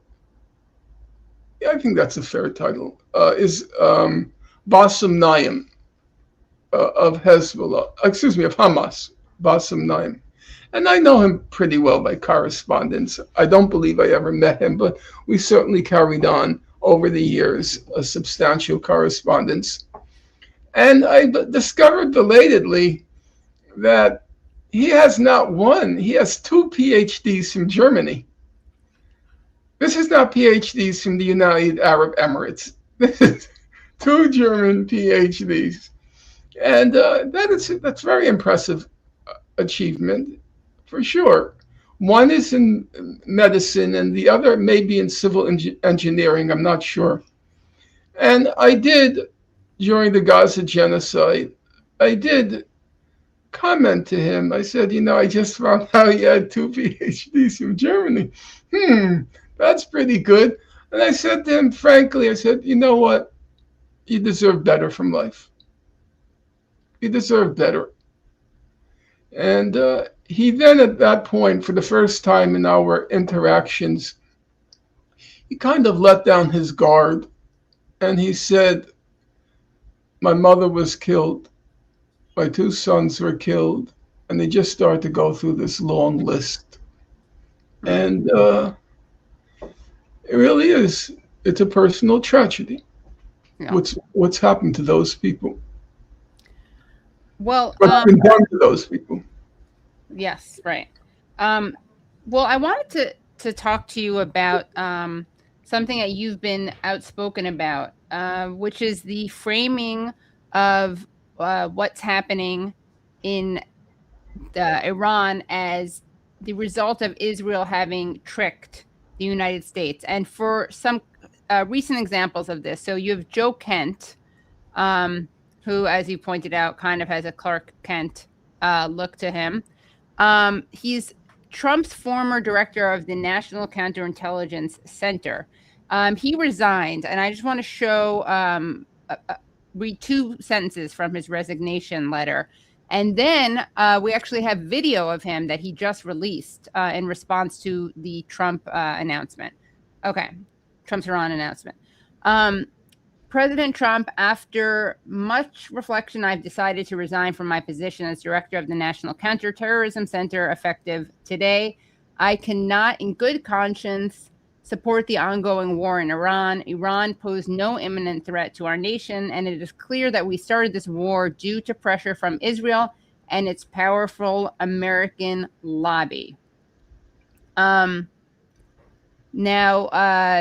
He also said in that same letter, if my memory is right, throw that back up. That the 2003 war was started by the Israel and the Israel lobby. Let's see. Just do a search of 2003. He may have said it I believe he said it in the letter. I know for certain. Well, he says, as a veteran who deployed to combat 11 times and as a Gold Star husband who lost my beloved wife, Shannon, in a war manufactured by Israel. Nate, can you check which war that was in? Well, he regarded Syria as the result of what happened in 2003. Yeah. As one of the consequences of 2003. But he did say in several interviews, I can't now read your text, but he definitely said, and here I will take responsibility for my memory. He definitely said the 2003 war was orchestrated by Israel. Well, and I'm sorry to interject, but here, Katie, he says here, the closest I can find in this letter was, this was a lie and is the same tactic the Israelis used to draw us into the disastrous Iraq war. Yes. Okay. Yeah. Thank you. Right. Thank you. So early in this, this is okay. So I'm just let's read. It's not that long, so I'm gonna read more of it. I support the values and the foreign policies that you campaigned on in 2016, 2020, 2024, which you enacted in your first term. Until June of 2025, you understood that the wars in the Middle East were a trap that robbed America of the precious lives of our patriots and depleted the wealth and prosperity of our nation. In your first administration, you understood better than any modern president how to decisively apply military power without getting us drawn into never-ending wars. You demonstrated this by killing Qasem Soleimani and by defeating ISIS. No, actually not really, because Soleimani was helping defeat ISIS. And also that only avoided war because the Iranian government was so restrained in their response to the disgusting killing of Qasem Soleimani, who I always do point out was a very handsome man. Not that that matters. Okay. Early in this administration, high-ranking Israeli officials and influential members of the American media deployed a misinformation campaign that wholly undermined your America First platform and sowed pro-war sentiments to encourage a war with Iran. This echo chamber was used to deceive you into believing that Iran posed an imminent threat to the United States and that should you strike now, there was a clear path to a swift victory. This was a lie and is the same tactic the Israelis used to draw us into the disastrous Iraq war that cost our nation the lives of thousands of our best men and women. We cannot make this mistake again. As a veteran who deployed to combat 11 times and as a Gold Star husband who lost my beloved wife Shannon in a war manufactured by Israel, I cannot support sending the next generation off to fight and die in a war that serves no benefit to the American people nor justifies the cost of American lives. I pray that you will reflect upon what we are doing in Iran and who we are doing it for. The time for bold action is now. You can reverse course and chart a new path for our nation, or you can allow us to slip further toward decline and chaos. You hold the cards. It was an honor to serve in your administration and to serve our great nation. Okay. And yes, and Kent's wife did die in Syria. Yes. You said, as you said, was he saw as the result of being tricked by that we were bamboozled into, right, by Israel. And then I do want to show Brad. Let's show this response, a very recent response from Joe Kent to the agreement that Trump came to with Iran. Great news this evening that there's been a 2-week ceasefire agreed upon tentatively between us and the Iranians. It's unconfirmed yet if the Iranians have accepted this deal as well, but I hope that they have. It's absolutely essential that we ensure that the Israelis do not sabotage this 2-week ceasefire or eventually the lasting peace that we're trying to achieve with the Iranians. We're on the cusp of being able to have the Strait of Hormuz reopened to hopefully start to get the world energy supply and commerce back online. The last thing we need is the Israelis doing what they have done in past negotiations and targeting the negotiators or taking a series of strikes that escalates the conflict. In order to ensure that we can restrain the Israelis, we actually have to start removing features of the military support that we give to them. We have to take away enough from them that they simply cannot go on the offense, that they're using all their military capabilities that we provide for them and that they have organically for the defense of their country and not for offensive operations inside of Iran. It's absolutely critical that we take this step and don't just take Israel's word for it, that they agree to this ceasefire simply because they have a very bad track record of adhering to these deals. We also have to keep in mind that Israel has a different strategic outcome than we do. Us working towards any kind of a deal with the Iranian government works against the Israeli strategic objectives of toppling this government completely and totally. We have to recognize that in order to properly address Israel, because Israel could spoil any peace that President Trump is working to achieve. So we have to keep that in mind. Okay, so what is your response to this? Well, first of all, you have to bear in mind before we analyze what he had to say, that is the opinion across the political spectrum, that this was Israel's war. And I want to emphasize across the political spectrum. I think it's going to be a lamentable fact, in my opinion, before I get to the analysis, that the main beneficiary of this whole Iran aggression, the main beneficiary, at least in this thing called the podcast world, is going to be Tucker Carlson. Because Tucker Carlson, again, giving credit where credit's due, he used his platform from the get-go, actually from a month before the get-go, when he had several meetings with Trump, to counsel against going to war with Iran. He said it was going to be a disaster. It was going to be a military debacle. However, why do I say it's lamentable that he's going to get the lion's share of credit? Because his stock is going to be soaring now. And he blamed the whole war on Israel.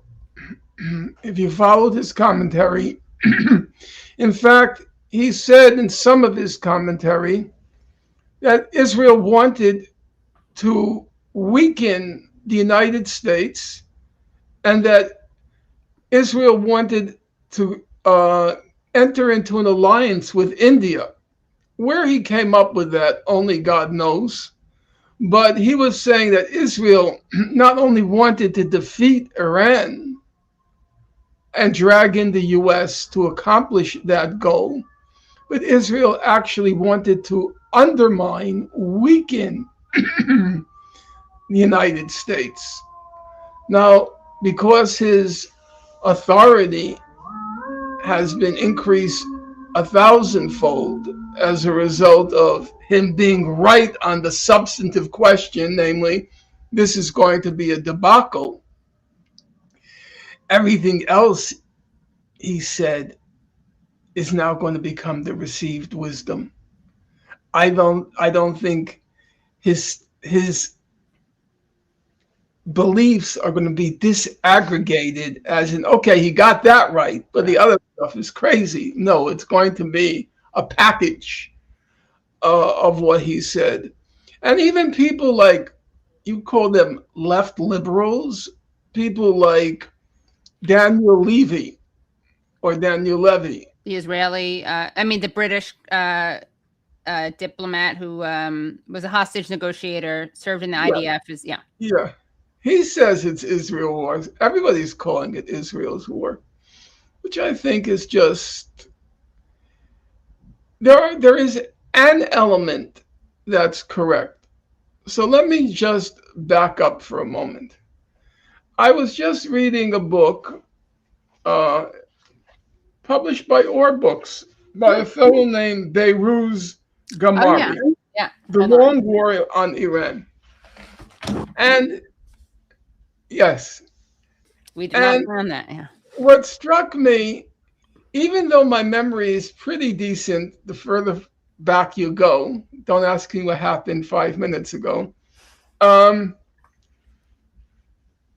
everything old is new again. The same claims about Iranian terrorism, the same claims about the crazy mullahs, the same claims about we need regime change. Everything was in the George W. Bush, in the George W. Bush era. There's nothing new in this. Now, it is true that there was a new level of audaciousness by Trump, but it's not as if this is suddenly being promoted by Trump at the behest of Israel. Now, to get to the substantive question, which I've not avoided, but just wanted to put the context. I've read very carefully the available record on Iraq.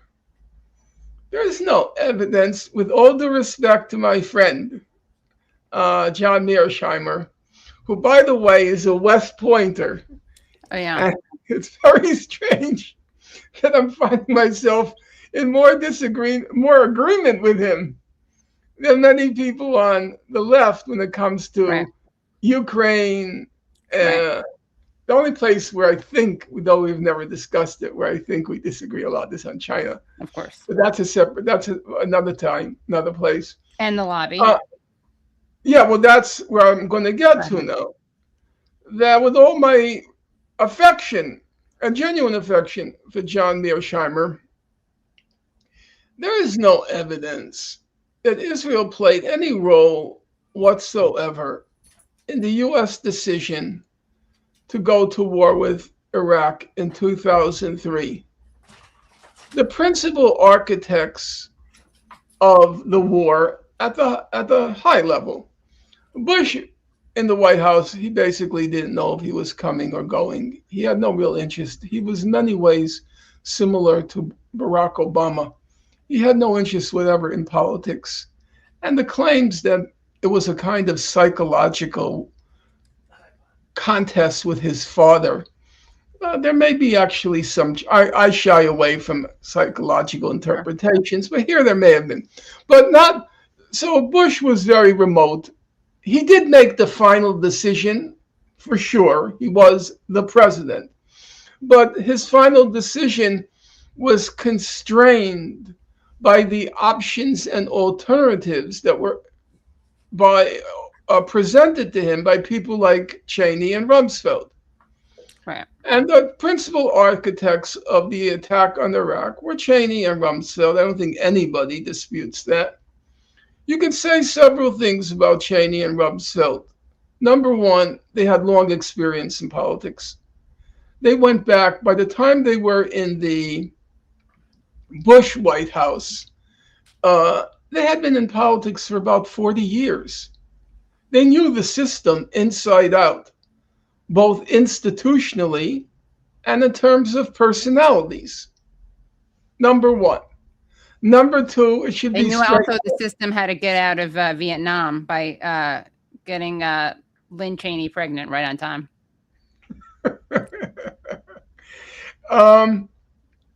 Number two, nobody's going to claim that Cheney and Rumsfeld were acting according to Israeli interests. Cheney and Rumsfeld, they were extremely smart, highly competent, hardworking, and they were using their smarts, their competence, and their conscientiousness on behalf of U.S. interests as they perceive them. As an anecdote, my closest childhood friend who passed away prematurely from cancer, he was a brilliant guy, no question about it. Actually, he was the boyfriend of Chuck Schumer's sister, and that's how I knew his sister friend. His name was Mark Cohn. He headed up the computer system in the Bush White House. Oh, right, yeah. And we avoided talking politics whenever we interacted, and we didn't interact much because I figured I would be a security threat for him, and I didn't want to cause him troubles, and I'm sure he was aware of it, and he didn't want troubles caused for him. So, but occasionally we would talk, and he said to me, Norman, I want to tell you, those guys, Cheney, Rumsfeld, they are very hardworking. Very hard. And I thought to myself, well, that's true. They're absolutely committed to U.S. national interests. You know, Rumsfeld, he was famous. He never sat down. He stood at a lectern for 17 hours. And he used to, all these memos used to come from him, and they used to call them Rumsfeld's snowflakes. Always memos coming from his lectern. So they were highly competent, hardworking, long experience in government. I can tell you one thing for certain. Nobody dupes Cheney and Rumsfeld. That does not happen. Period. Full stop. Now, some people want to make the claim, okay, maybe not Cheney and Rumsfeld, but what about the second tier right below them? All those neoconservatives who were, people like Douglas Feith, Paul Wolfowitz, Pearl, Richard Pearl. What about all the second tier Jewish neoconservatives? I don't remember if Richard Pearl is Jewish. I don't think so, but I could be wrong with that. He was, but I could be wrong, but you're correct. Wolfowitz, Douglas Feith, and a large number of others.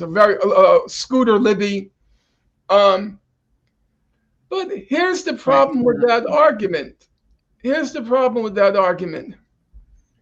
Cheney and Rumsfeld chose all of them. Right. They knew those people for decades. They went back a long ways. They knew how to size up a person. Now, I think Katie and I can agree on this point. Neither Cheney nor Rumsfeld would ever have chose me right. for a key position in the Bush administration. That's not going to happen. Pearl is Jewish, by the way, just for He is Pearl. Yeah, okay. They chose people who are working for the U.S., not working for Israel. So they thought that toppling, first of all, they all agreed that Iran was the big Megillah.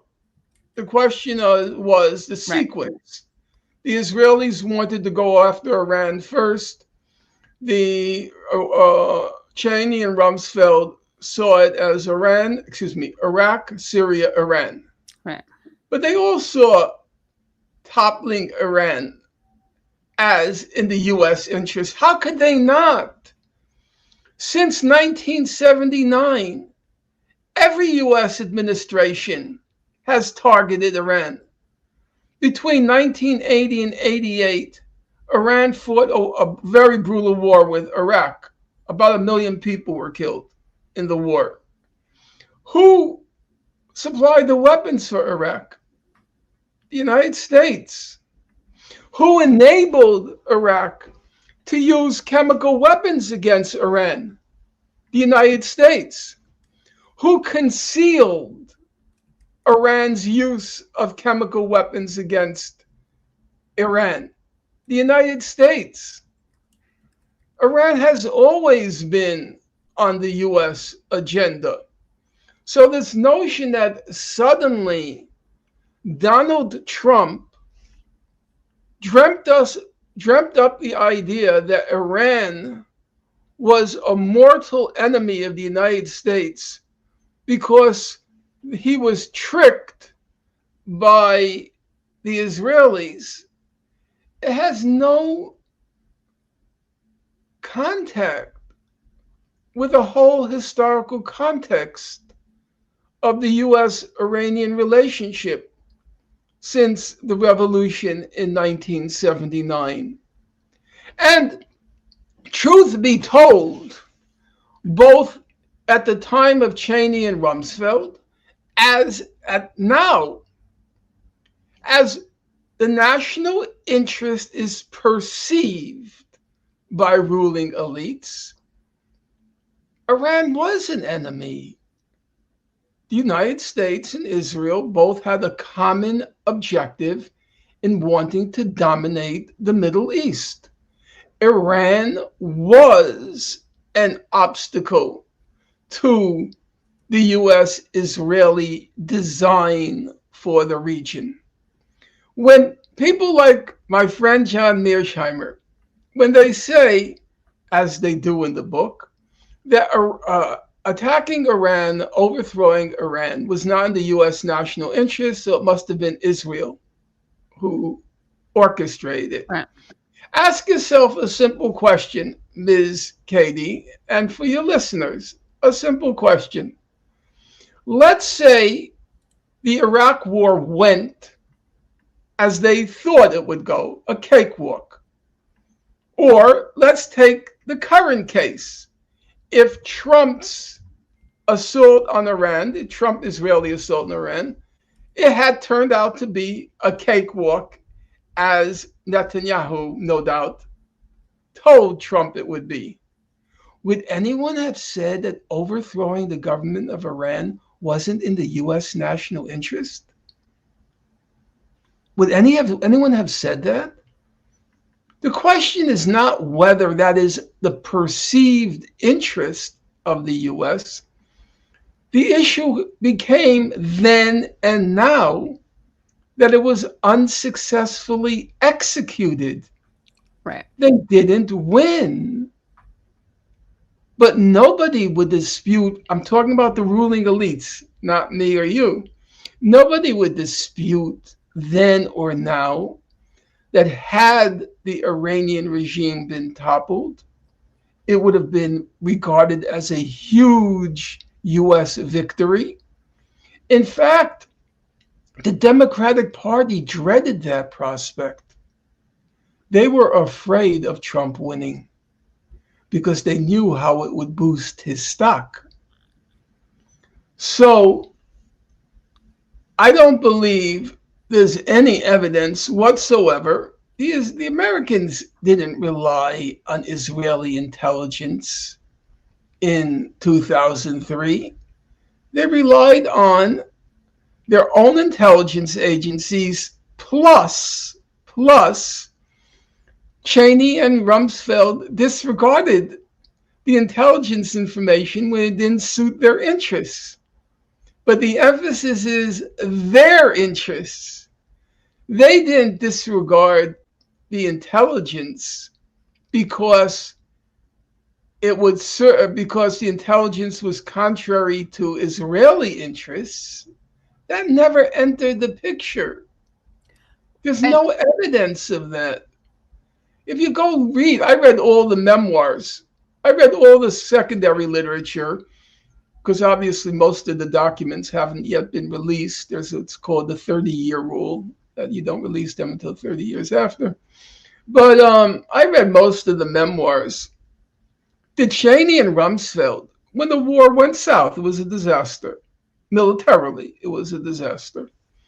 Did Cheney or Rumsfeld? No, they had nasty words about Condoleezza Rice. They had nasty words about Colin Powell. They had nasty words about everybody. Did any of them say anything negative about the neoconservatives, as in they tricked us, they fooled us, they duped us? Did any of them read the memoirs I have? Doesn't exist. Nobody made that claim. Now, as you know, when a war goes south, everybody's looking for scapegoats. Sure. They didn't scapegoat the neoconservatives. Never. Not one word. Period. Full stop. Not one word. I stand on that. I sat down and I read through a mountain of literature, both the secondary, mostly journalistic accounts, and the memoirs afterwards. Now, coming to the present, there is a difference. And I have no axe to grind. I do believe the Israelis did play a role this time. And I'll explain to you why. Rumsfeld, Cheney, and all previous presidents, by the way, they always had top-of-the-line people in the administrations. They did not promote second-raters. And you may not like them, but Hillary Clinton, very competent. Yeah. Nobody can. Administrator, yeah. As an administrator, she was very good. I mean, I remember Bernie Sanders told a story that he was in the same plane as her as they were going to speak on the healthcare issue at some conference. And he said, she gave a talk 1 hour long. She never looked at the note. He said he was mesmerized. She had a very high level of competence. John Kerry, who was Obama's second Secretary of State, highly competent. Sure. Highly competent. I've heard it from people who are in the know. They always, the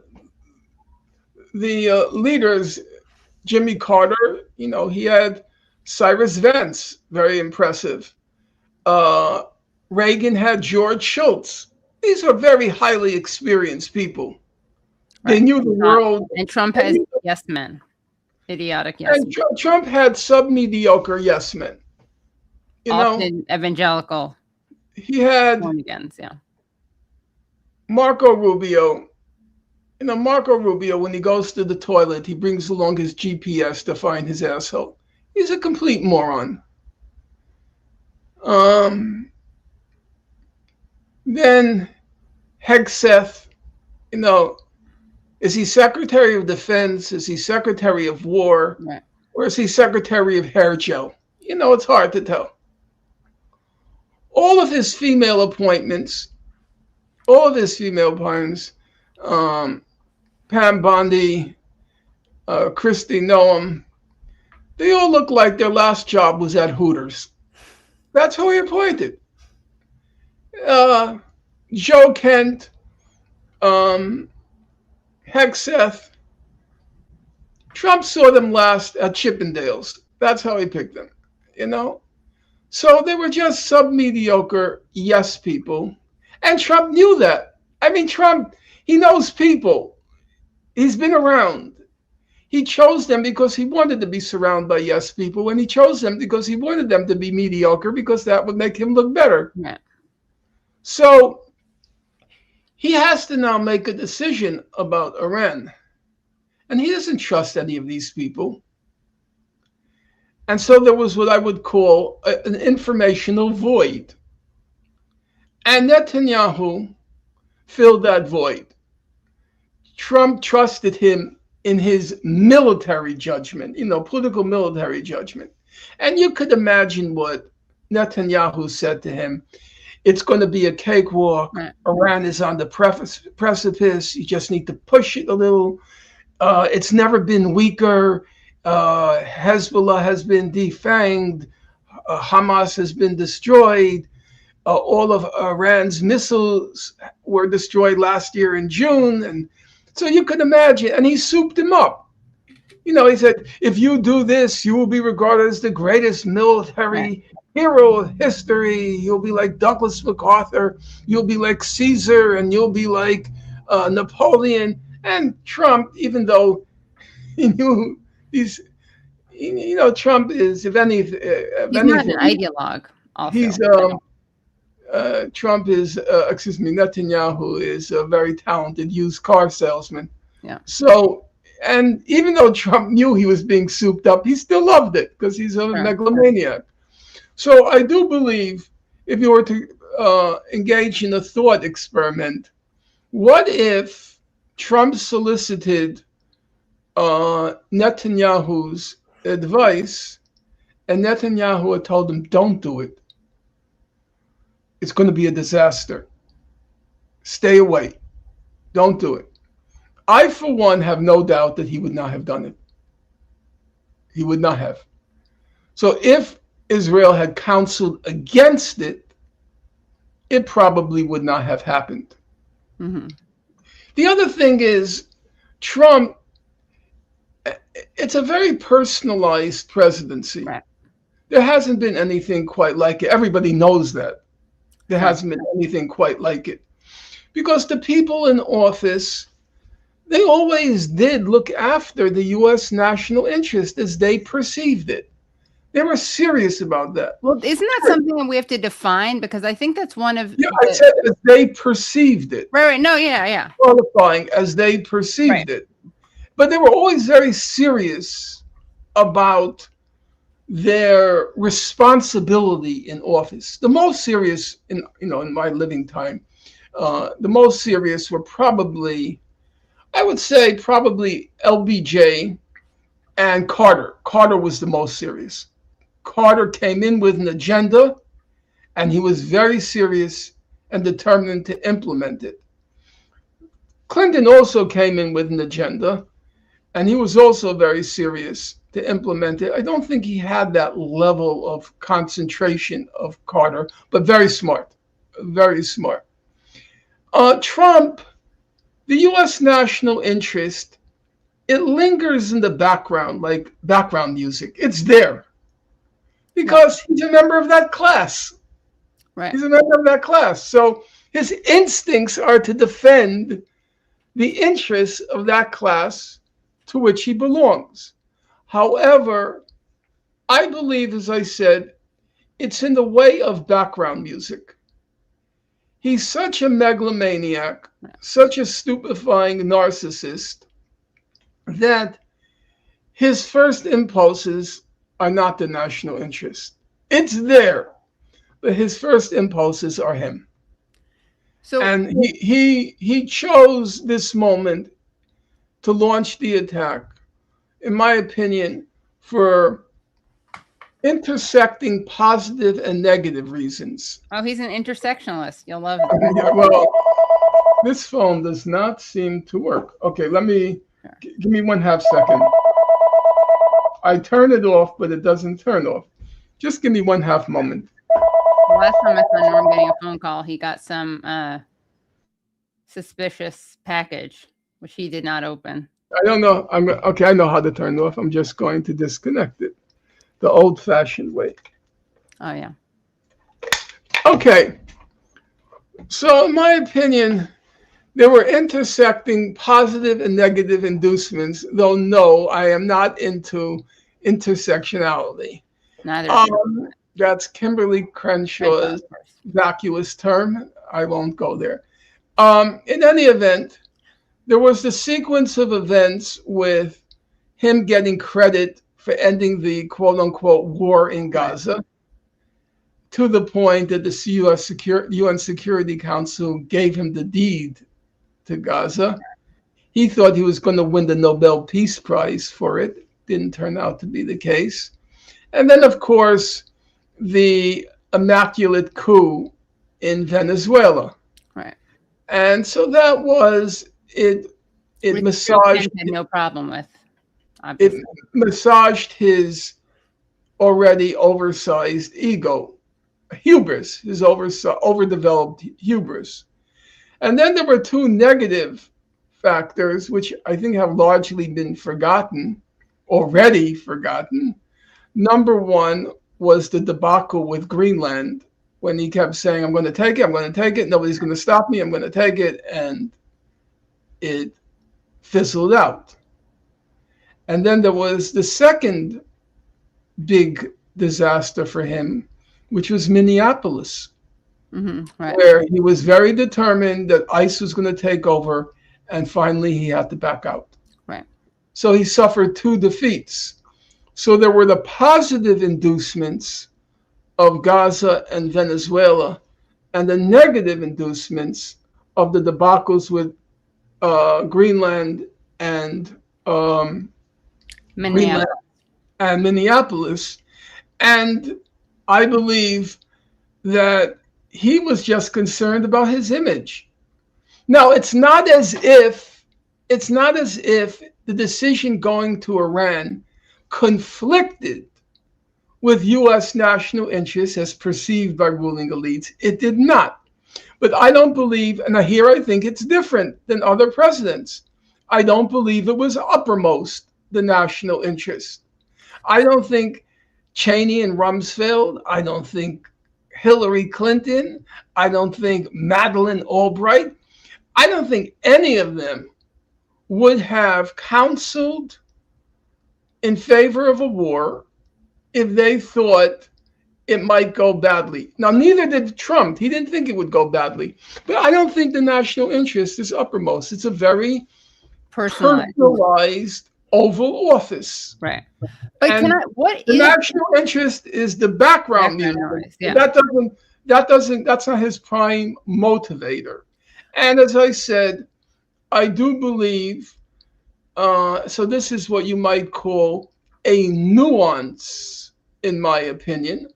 Unlike in 2003, I do believe the Israelis, they tipped the balance. Okay, right. They tipped the balance, but it wasn't as if the U.S. had no interest. Sure, or was duped. But I want to ask you, Norman, you said sure, but why is everybody saying differently? I understand that I'm getting criticized heavily now. Yeah. I haven't watched any of it. I don't watch that stuff, but on podcasts for saying it's not Israel's war. I find that so odd. I think because there's been a major America firster. I mean, you talk about this, the Tucker Carlsons, but there has been a major America firster infiltration, maybe is the right word, into we have to have coalitions. But one of the problems is if the left totally cedes the pro-Palestine movement, and I know you don't say you're pro-Palestine, you're not pro-Israel, you're not pro-Palestine, you're pro-truth and justice. But for shorthand, I mean, I do think that we do have to be better about framing this correctly. I think it's such an easy narrative to latch onto, and it's easy for people on both sides of the political spectrum. And so I think there's been a lot of agreement over that. And so you'll have people saying, I mean, this, I whenever I hear this, I have to not laugh, but this isn't who we are. This is not who we are. That is, I mean, a ridiculous argument. You have to be. Look, you come from a left family. Right. You have to have some knowledge of history to not just break out in laughter at the claims that are being made now. Like they said, there was an article yesterday about whether attacking infrastructure is a war crime. And they said no president has ever been so brazen as Trump, the statements he made yesterday and then today. And then they said, but it's true. This was an article, I think, by Edward Wong was his name at the Times. The U.S. didn't always honor the laws of war. Yeah, right. I mean, I think that Israel is, well, I actually want to ask you, though, like, what is the perceived national interest? Because that term gets thrown around so much. Yeah, the perceived national interest was the same one with Egypt under Nasser. Right. That the fear that there would be independent, autonomous regional development that wasn't completely controlled and dominated by the U.S. Right. But in fact, at the very start of the aggression against Iran, Lindsey Graham, who often puts in very pithy and vulgar terms the reality of how these people think, he said, we've got the Venezuelan oil. If we get the Iranian oil, he said, we'll control 31% of the world's oil. That's a very national interest for the ruling elites, especially since so much of a Chinese oil comes from Iran. And there is some truth to the fact that the war in Ukraine, the war with Iran, these are all stepping stones in the big one, the war with China. Right.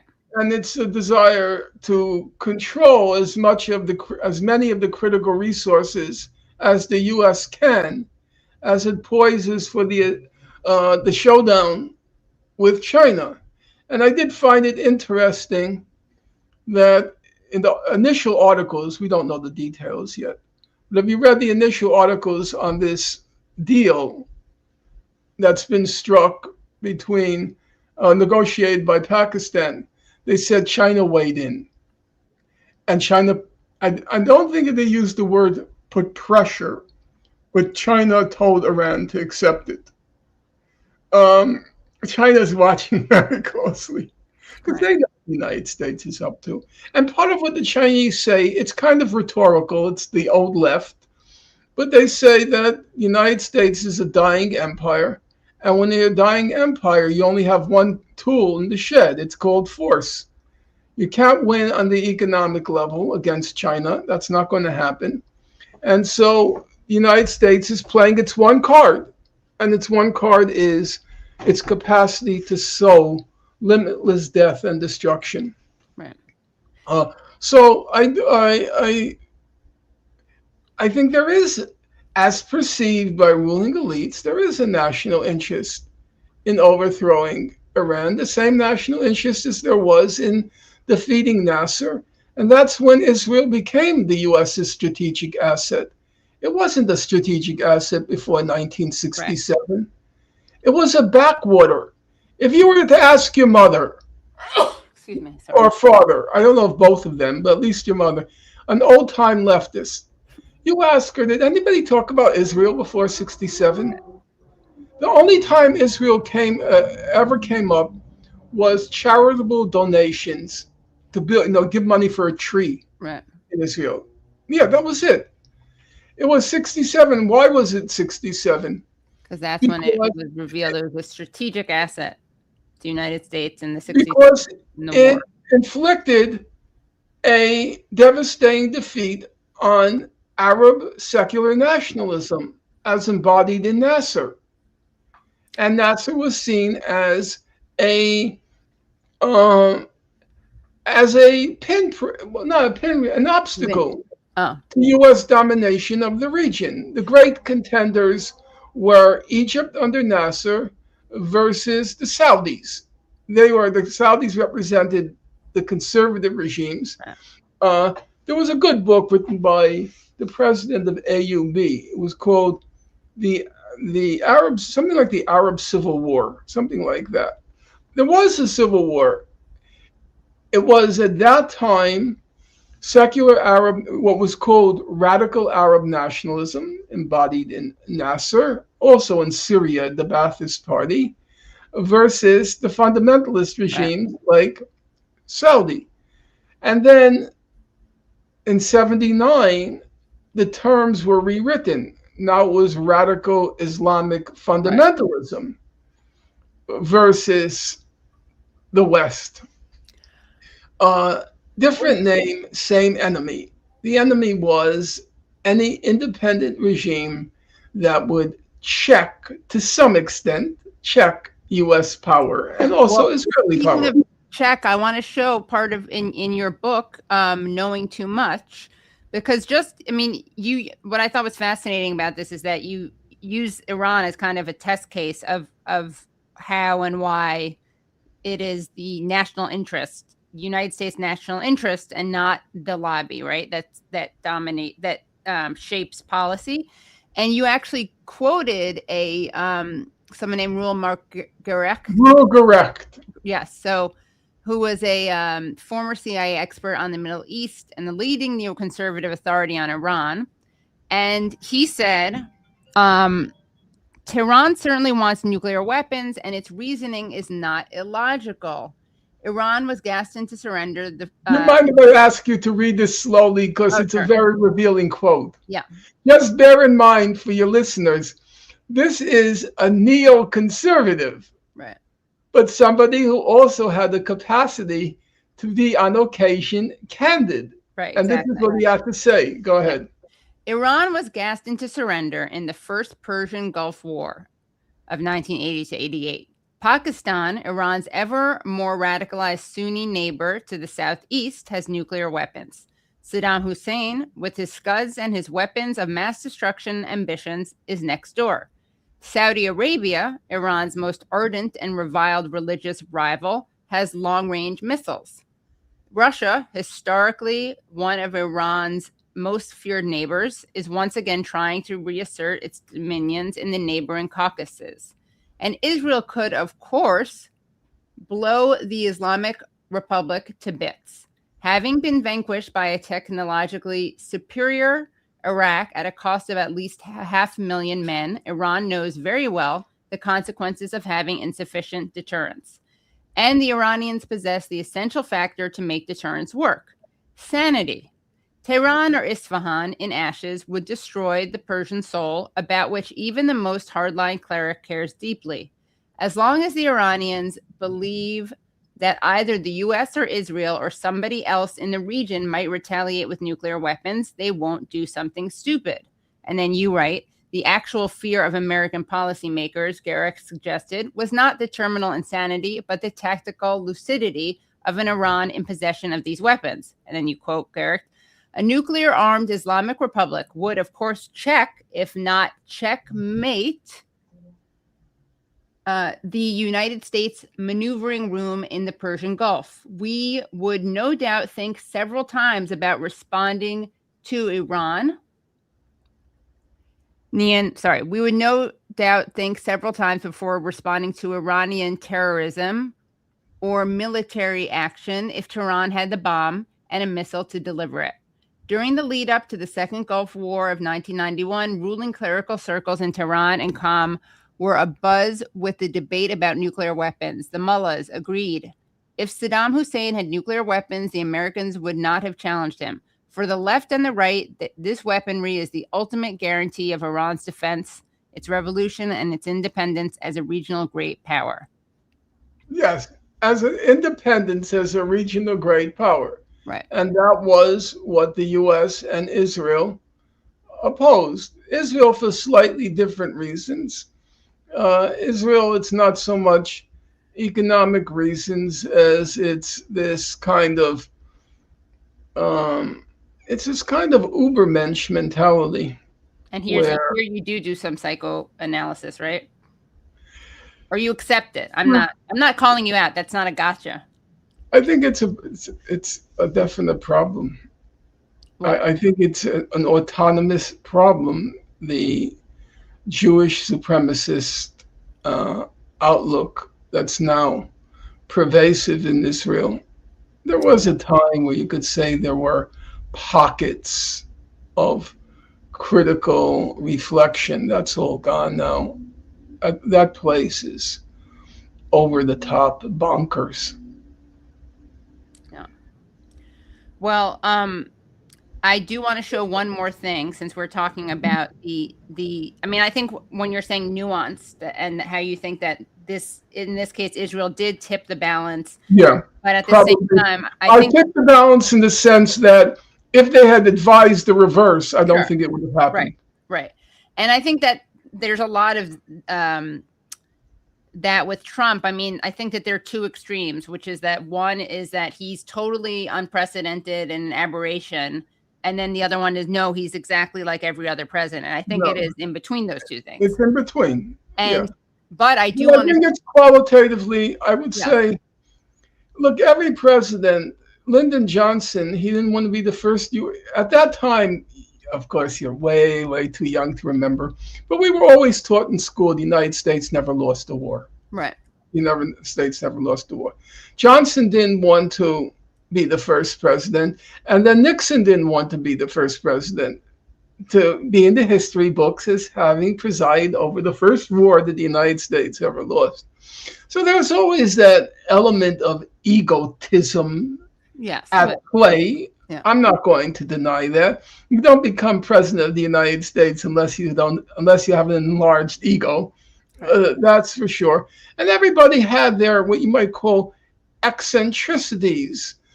In the case of Obama, from the day Obama stepped into office, his only concern was one, his legacy. Sure. That's all he cared about. Obama, the only thing he saw in his mind's eye was his bust on Mount Rushmore. That's why he always held his head like that. You know, it was always, that's true. Yeah, people commented on that, you know, because he thought he was on Mount Rushmore. And that actually turned out to be a good thing. We're honest, you know, I loathe Obama, but I try to be objective. Because he was concerned about his legacy, he didn't want to get involved in a formal war. You remember when the Syrians allegedly used the chemical weapons. And Obama had said the use of chemical weapons was a red line. Right. But he didn't go to war.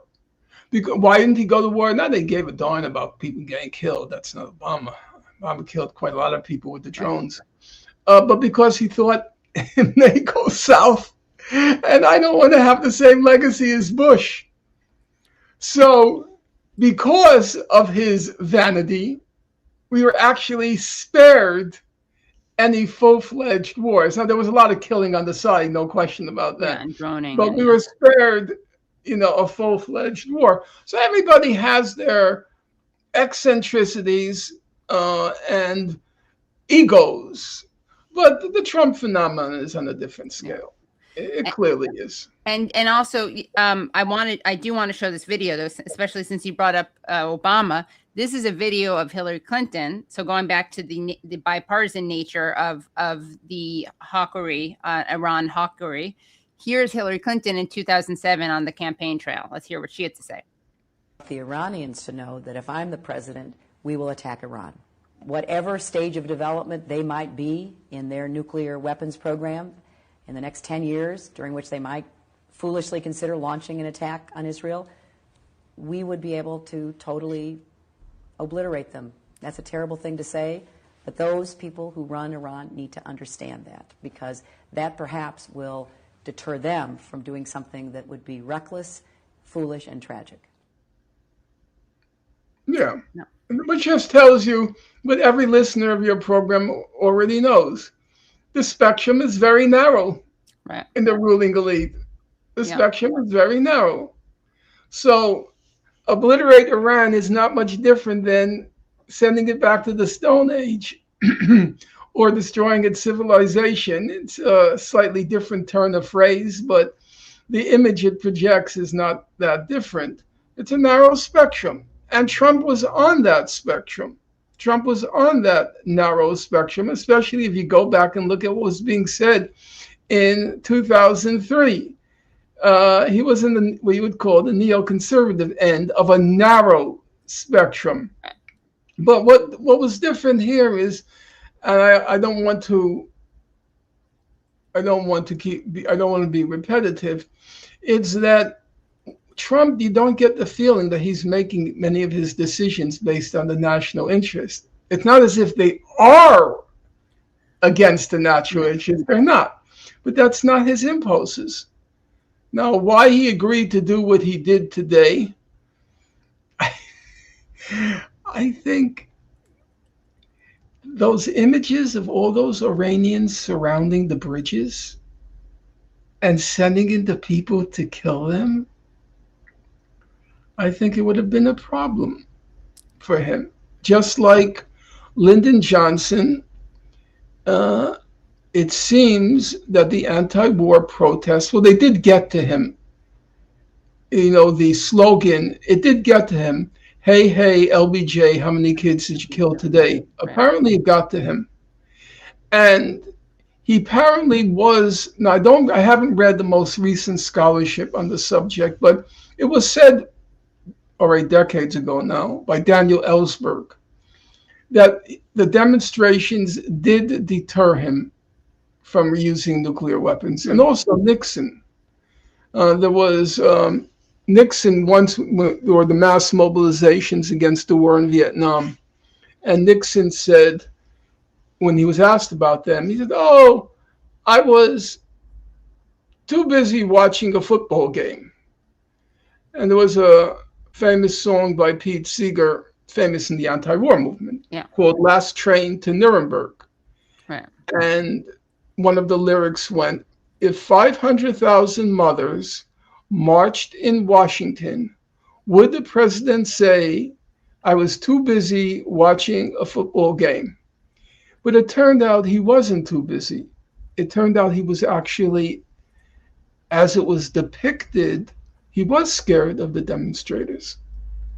Now, this is something very different, but it's the same human factor, if you want to call it. I think Trump had problems with that image. I think he had problems, not because he gives a darn about Trump, but it would have looked so terrible. Yeah. So terrible that he was desperately looking for a way to back out. I'll only say, and then I'm going to leave it off. I do think there's I don't want to sound condescending or patronizing, but there is a significant lack of historical memory. And that gap, or you might say abyss, is now being filled by right-wing pundits.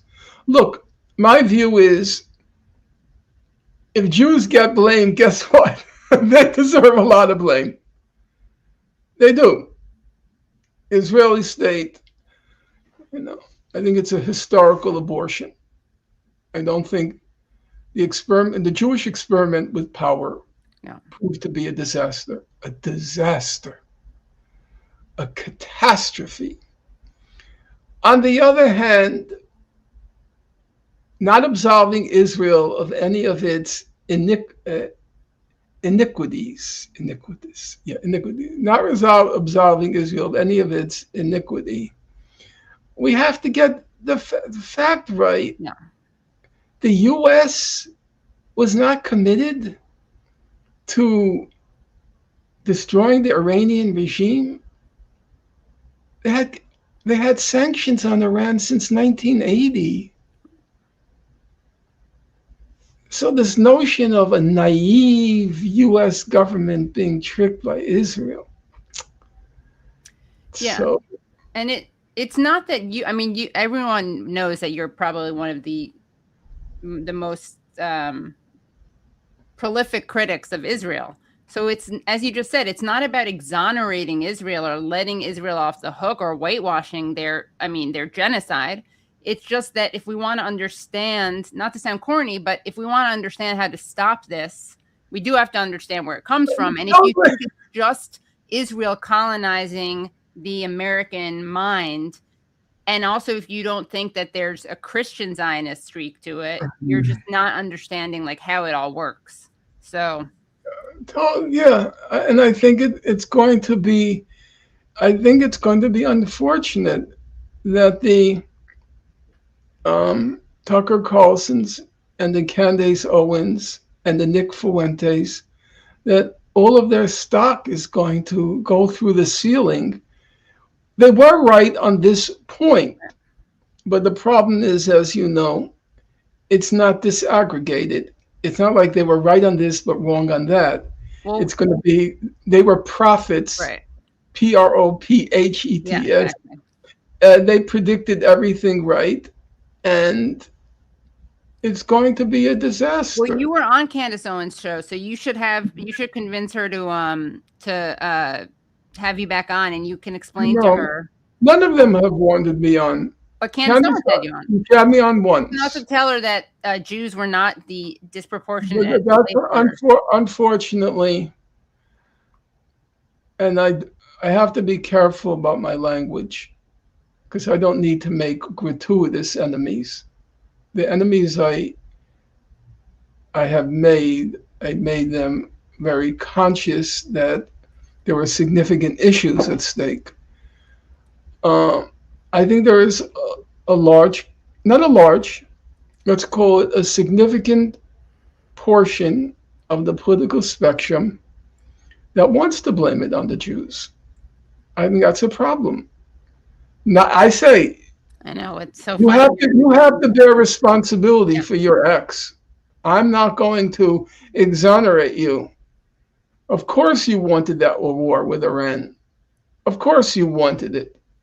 I know that. And you're a nation of child killers. A nation, as Ted Postal, the MIT weapons expert, he described Netanyahu, and he's Jewish, by the way, Ted Postal. He described Netanyahu as a, quote, homicidal maniac. Right. But that's only a part of the problem. It's actually a nation of homicidal maniacs. It's a nation of homicidal maniacs. It's a nation of homicidal with like maniacs. a couple normal people who, if they protest get beaten up. I mean, it's a handful. They could fit in my room. Yeah, exactly. Unfortunately, Yeah. I don't say that gleefully. I know, but that's just the fact. That's just the fact. So, you reap what you have sown. What goes round comes round. And one of the things I wrote about a lot in that chapter, I don't know if you got to the end, was how cautious American Jews were about the war in Iraq. Well, I was going to ask you how much you think this has changed post. We'll have to have another discussion on this, because something else I wanted to ask you was whether anything that you wrote you think is different post October 7th. I think a lot of Jews have jumped ship. Yeah. You cannot imagine what the times were like back in like the 80s. Do you know what's one of the most remarkable aspects about what happened in since February 28th? Years gone by, decades gone by now, when Israel was just in danger, there would be the mass mobilizations. You go read, 1 million people would come to Fifth Avenue, emergency mass mobilization, Israel under attack. Right. Nothing now. Nothing now. Dead silence. And now it's being attacked. I don't know how significant the damage is, but it is being attacked. The other thing, which is very interesting, the normal mouthpieces for Israel, like the New York Times, it's very obvious from the coverage, they want Trump to lose. The coverage has been pretty harsh on Trump. Every headline, not very much coverage of the attacks on Israel. Not much. Right. The point is, if Trump loses, Israel loses. They're joined at the hip right now. The ruling elites, as they express themselves in, say, the New York Times, they are effectively rooting for an Israeli defeat. Now, listen to what I say. They're effectively rooting for an Israeli defeat. Because if Trump loses, Israel loses. They're joined at the hip. It's not like Germany won and Germany lost and Japan won. That doesn't happen. But they look out for the U.S. national interest, organs like the Times, and they think Trump's a disaster. Yeah. So if they have to choose Trump losing with Israel losing, they'll choose that. Right. That's unprecedented. Unprecedented what's happening now. They are effectively rooting Israel against its arch enemy, the Islamic State of Iran, and they want Israel to lose. Or they're willing to accept Israel losing to inflict a defeat on Trump. That's new. That's new. Well, Norman, as always, this has been very illuminating, enlightening, fascinating. You got getting a lot of love in the comments. There was a question for you about the Samson option, but Rev, I'm going to ask it to our next guest because they'll also have insight into that, having been in the military. And Norman, please come back. Always amazing. Okay, I'd like to speak to your producer for one moment. Okay. Oh boy. Yeah, no, just wait, we're still streaming though. Do you mean privately or in front of everyone? Yes. If you can give me a call. Oh, will do. Please don't remember because my publisher will slit my throat if I don't talk to you. Okie dokie. All right. Okay. Thanks, Norman. Okay. So nice to talk to you. You too. But I need Brad for a minute or something. Okay, Brad, don't call him. Brad, we need to show the. Okay, we're going to show a clip teasing the Patreon. Then Brad is going to read some super chats, and then he will call Norman. So, by the way, do not go anywhere because you are definitely going to want to see our next guests, Greg Stoker and Anthony Aguilar, both anti-war veterans, both running for Congress. Anthony blew the whistle on the Gaza Humanitarian Foundation, which is really the Gaza Holocaust Foundation, as Aaron Mate dubbed it. I always do encourage people to become Patreon supporters. It's the way that this show keeps going. And you will definitely want to become Patreon supporters because a couple things. I will read your names at the end of the show for anyone who joins during the show, which is exciting. And because if you join the Patreon, you will get sooner rather than later an interview that I did with the members of Kneecap. And in fact, it's on Patreon right now. And if you join the Patreon, you'll be able to watch it. Although I hope you'll wait till this show is over. But here is a teaser of that little press conference interview that I did with Kneecap in Cuba. Cool, sir. Yeah, very enjoyable.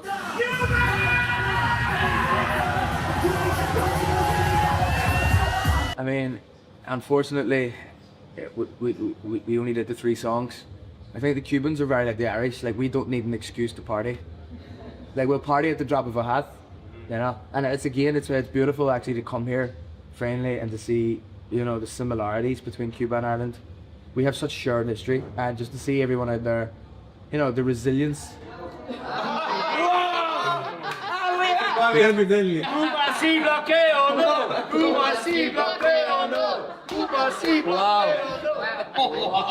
can't make it up. You can't make that up.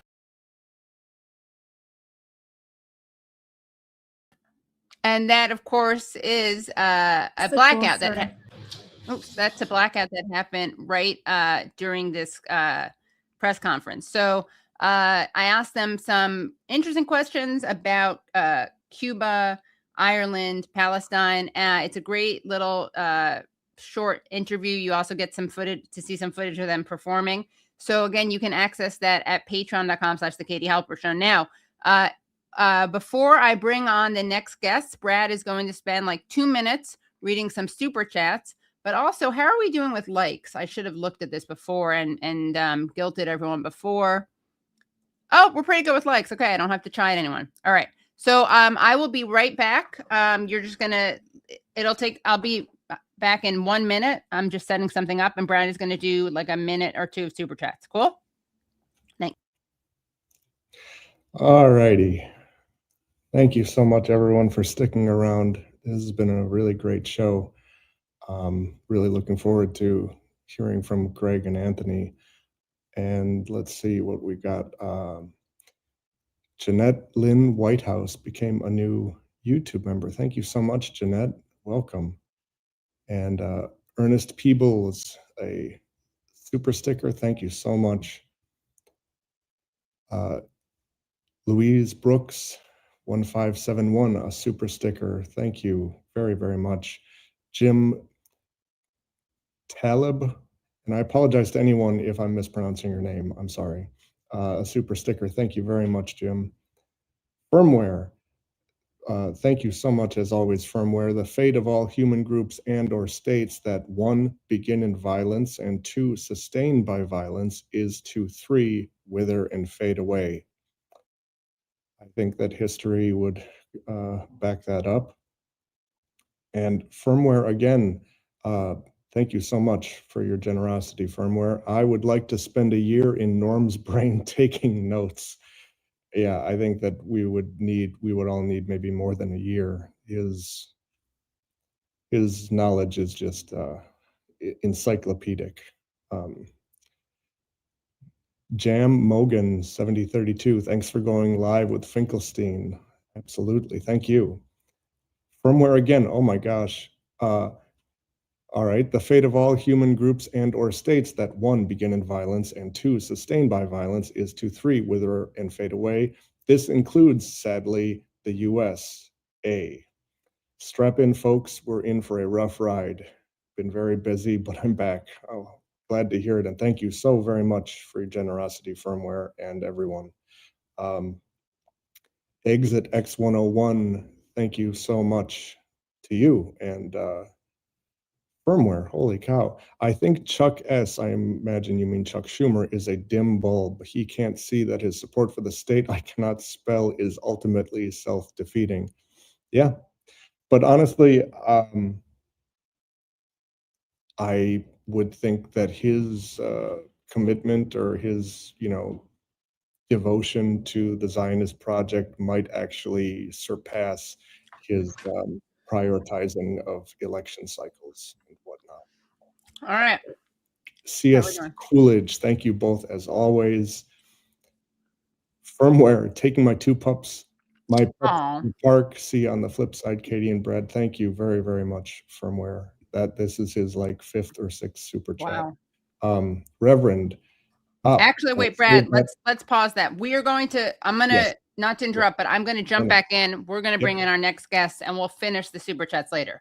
So excited right now to be bringing back onto the show. Wait, sorry, my blanket fell. It got really cold in my apartment. So I'll redo that. Okay, see, I'm like a granny over here. Okay, so excited to bring back onto the show Anthony Aguilar as well as Greg Stoker. They are 2 anti-war veterans, and they each happen to be running for Congress. And I want to bring them on to talk about what we thought would maybe be the end of the world. Instead, it looks like we got a 2-week ceasefire. So now, instead of telling us about the end of the world that would have perhaps been in unfolding as we spoke, we're going to talk about the ceasefire, and maybe the end of the world is still around the corner. Who knows? We'll see. So welcome back, Greg and Anthony. Hi, how are you? Thank you. Okay, you're both muted, and I should actually probably read because these things are important, and I always forget what these things mean. Greg, you were a ranger, and you worked in, you were a ranger, right? Yes. Army ranger, and you had have a background in special operations and human intelligence collection. And you conducted 4 combat deployments to Afghanistan during the unfortunately named global war on terror. And Anthony, you're a retired United States Army Lieutenant Colonel and Special Forces Officer, Green Beret, who served for 25 years in places like Iraq, Afghanistan, Tajikistan, Jordan, and the Philippines. And you're the whistleblower who exposed crimes you witnessed with working with the Gaza Humanitarian Foundation. And as I said, Greg is running for Congress to represent Texas's 31st district, and Anthony running for Congress to represent North Carolina's 13th, which is funny, 31-13. Anyway, so I wanted to give that background because I wanted people to know where you're kind of coming from. So tell people what just happened. What did Trump just decide, and why?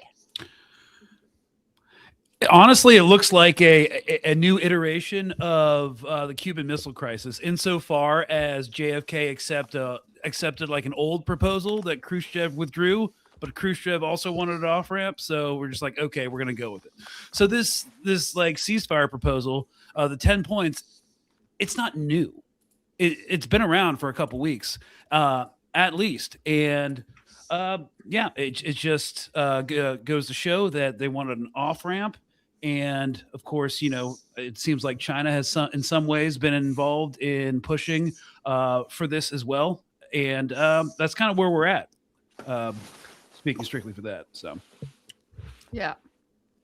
Well, I think it's important to understand the components of the maximalist 15-point plan that the Trump administration proposed from the beginning in their claim of accepting nothing but a unconditional surrender. And when you look at what those points that were presented to Iran weeks ago, synonymous and simultaneous with Iran's response then with their 10-point plan, and to reaffirm Greg's point that this plan that Iran has proposed is not a new capitulation mercy offer. This was something that they offered weeks ago. So for Donald Trump to reveal it as some hat trick, look what I pulled out at the last minute, is simply disingenuous and not true, which from a consideration of what that means overall, it's dangerous, because when you have a president that really doesn't have a grip on the strategic end state of a war to this degree, who is also lying by equivocation and disingenuous lies to the American people, we really don't know what's next. I think that the world is scared. If you look at just hours ago, China and Russia vetoed the proposal to reopen the Strait of Hormuz. So now you have, in the UN Security Council, you have Russia, China, France, United Kingdom, the US. Russia and China both have vetoed that, meaning that that's it's not dead, because you don't have to have unanimous in the Security Council. But in this case, they didn't abstain; they voted against it. So now the Strait of Hormuz, the opening of that is not just a negotiation between Donald Trump and the United States and Iran. Now China and Russia are both directly involved in that. And for China, well, of course they're going to advocate for that, because under the premise of Iran's 10-point plan is that the Strait of Hormuz opens up, they control it, $2 million passage fee, and it's traded in yuan. So for China, thumbs up. For Russia, not as much of a win, but still a win, because it really sticks it to the US and it gives them an alternate pathway to petroleum, oils, and lubricants into Eastern Europe, where they control that already. So this is a strategic failure, a strategic defeat for the United States in both of these agreements. So is the United States going to stick with that and accept it as these 2 weeks go on?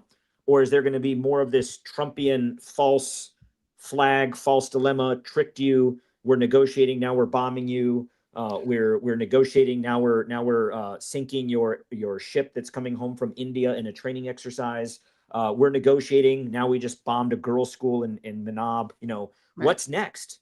I don't trust this administration. Yeah. I mean, I've been getting asked for like predictions and stuff, but that also assumes a rational foundation of decision making, which does not seem to be at play at all. And let's talk about the history of Trump, even going back to his first presidency, when dealing with negotiations with the Iranian state and with organizations like Hamas. Qasem Soleimani was killed under the pretenses of peace talks or diplomacy, whatever. So was Ismail Haniyeh in Tehran itself. And the failed kinetic strike on the Hamas delegation in Qatar. So there's no reason to believe that this is anything from a stalling tactic, being like, okay, well, we don't really have a way or out of here, an off ramp. We'll take an old proposal, spin a narrative of victory temporarily while we try to do, I don't know what, another decapitation strike. It seems like he still believes, or people around him still believe, that that's an actual way to effectuate regime change or collapse networks or entities at all. So, we have seen over the past, I don't know, at least from my perspective, the prosecution of this quote unquote war, in a lot of ways, the Israelification of the U.S. military and our targeting procedures and everything like that. So I do assume that the strikes will continue, which means the Iranian reprisals will continue, and nothing in recent history will be signals to me like this will be a lasting or sustainable ceasefire. Now my one concern, especially about the language that was just used, is something that I call in like a lot of my commentary, like nuclear option adjacent language. The destruction of civilization unless they capitulate. And it's kind of really out of the authoritarian playbook in a lot of ways, like shock and awe, create polarization, present the opposition party as reactionary, ineffective, like kind of freaking out and overreacting about what the leader says when it's just a negotiation tactic. So like we may see this as a complete capitulation, but I promise you a lot of people on his side are not. So wait, can you clarify? You're saying a lot of people on Trump's side? Oh yeah. Have you seen this as what? Seeing this as the art of the deal. Like if you go and look at all of his loyalist accounts on Twitter, and like True Social and everything, that's how they're seeing it. So we're still at a really polarized place when how we collectively as a society view what the heck just happened here. So you're saying some people see this as, thank God we're avoiding war. Donald Trump he's unhinged, he's deranged, and then the other people are like, art of the deal. But you're talking about not what he did, not the ceasefire. You're talking about his statement, his True Social statement. All part of the same thing. Like his statement was the leverage, because the narrative right now is the Iranians, who are like really one of the only rational actors in this right now. And that's why they keep coming to the negotiation table to present to the world that they're still a rational actor. Hamas did the same thing. Now, they're saying that these maximalist, insane, like genocide adjacent statements are part of the negotiation tactic, because it's incredibly orientalizing, because that's the only thing the Iranians can understand, right? This use of absolute and overwhelming force. So again, I just wanted to point out that this is a very polarizing topic. We might see it for what it is, but I promise you a lot of people are still drinking the Kool-Aid. Right. Yeah. I agree with Greg that the polarization, and what I also think is important is to look at Iran's near immediate response. And I think what Iran did was strategically, rationally masterful. They pulled the Napoleonic "does this T-shirt make me look fat" on Donald Trump with the pulling out of you have been negotiating with us. Okay, well, if you're going to keep saying it, well then we're going to go along with it. And as Trump comes up and says, through Pakistan and through His Majesty or His Excellency, we have this peace deal. And Iran is like, well, that's not true. But if that's what you say, that's what now you have told the world stage that you've negotiated with us. Well, then I guess you agree to our 10-point terms. Right. Here it is. And they replastered that on social media to remind everybody, to bring that back up, to remind everybody, your president just said that he's reached a deal and we're negotiating. Here's our terms, so I guess the president accepts them. And if you look at those 10 terms, that is absolutely a strategic failure for the United States and a win in diplomacy, in use of information, in a military win, and also in economy. The United States in this war We have not won tactically. We have not won operationally. And we certainly have not only not won, but lost strategically. And when I would remind everybody, the chest thumping chanters of, oh, we won, a rescue operation that succeeds is not a tactical nor an operational victory. That is a failure of which operational resources have to then be put into it, which then win or lose is still a strategic failure based on the narrative that our aircraft are undefeatable. So that's where we stand right now in this. And if that's the case, if Trump has to eat that, this is a strategic failure in total. If Trump doesn't accept it and says, well, that's not going to work. You're not negotiating in fairness. We're going to go back to war. This is going to get a lot worse. Yeah. Greg, I saw you shaking your head. I don't know if it was in. Oh, no. I was just agreeing and also just like ruminating on how, to Tony's point, how all of these like failure episodes are like spun into tales of like behind the lines heroism. Right. Like one of the reasons I bought like the Ranger Kool-Aid was like Black Hawk Down. Not great, right? Lone survivor, an entire SEAL team eats it, but there are these tales of like against the odd heroism. So I promise you the propaganda's entertainment and media unit is already shopping for screenplays of a story that was super suspect to begin with. But yeah, that's the only thing that we're getting out of this is a quote unquote victory from something that shouldn't have happened in the first place. Right. Well, I thought we could look at those 10 points again. They're so bad. Yes, Katie, I just need 30 seconds. Okay, sure. Yeah. I also have a question that I'll ask you. Well, you said the Israelification of the military? Is that what you said, Greg? Was that the term you used? Yeah, it's something that I've been talking about since October 2023. The Israelification of the military. Yeah, because governments, especially allied governments, learn from each other. And that one government does something cross a line, then the other government comes and keeps pushing that through. The normalization of this kind of warfare, this shredding of collateral damage, officers in the Pentagon, the actual rhetoric of military leaders, which I'd never thought would be coming from U.S. officials, at least in my lifetime, and the utter disregard for civilian infrastructure, collateral damage. Yes, you could, of course, a lot of horrible things happened during the global war on terror, but it wasn't this bald-faced. And we used to have to do cover-ups when bombing hospitals. Yeah, exactly. That's what I think is so right. That's the difference, right? Is that like there'll be apology. There would be apologies sometimes afterwards, right? Like Israel never does that.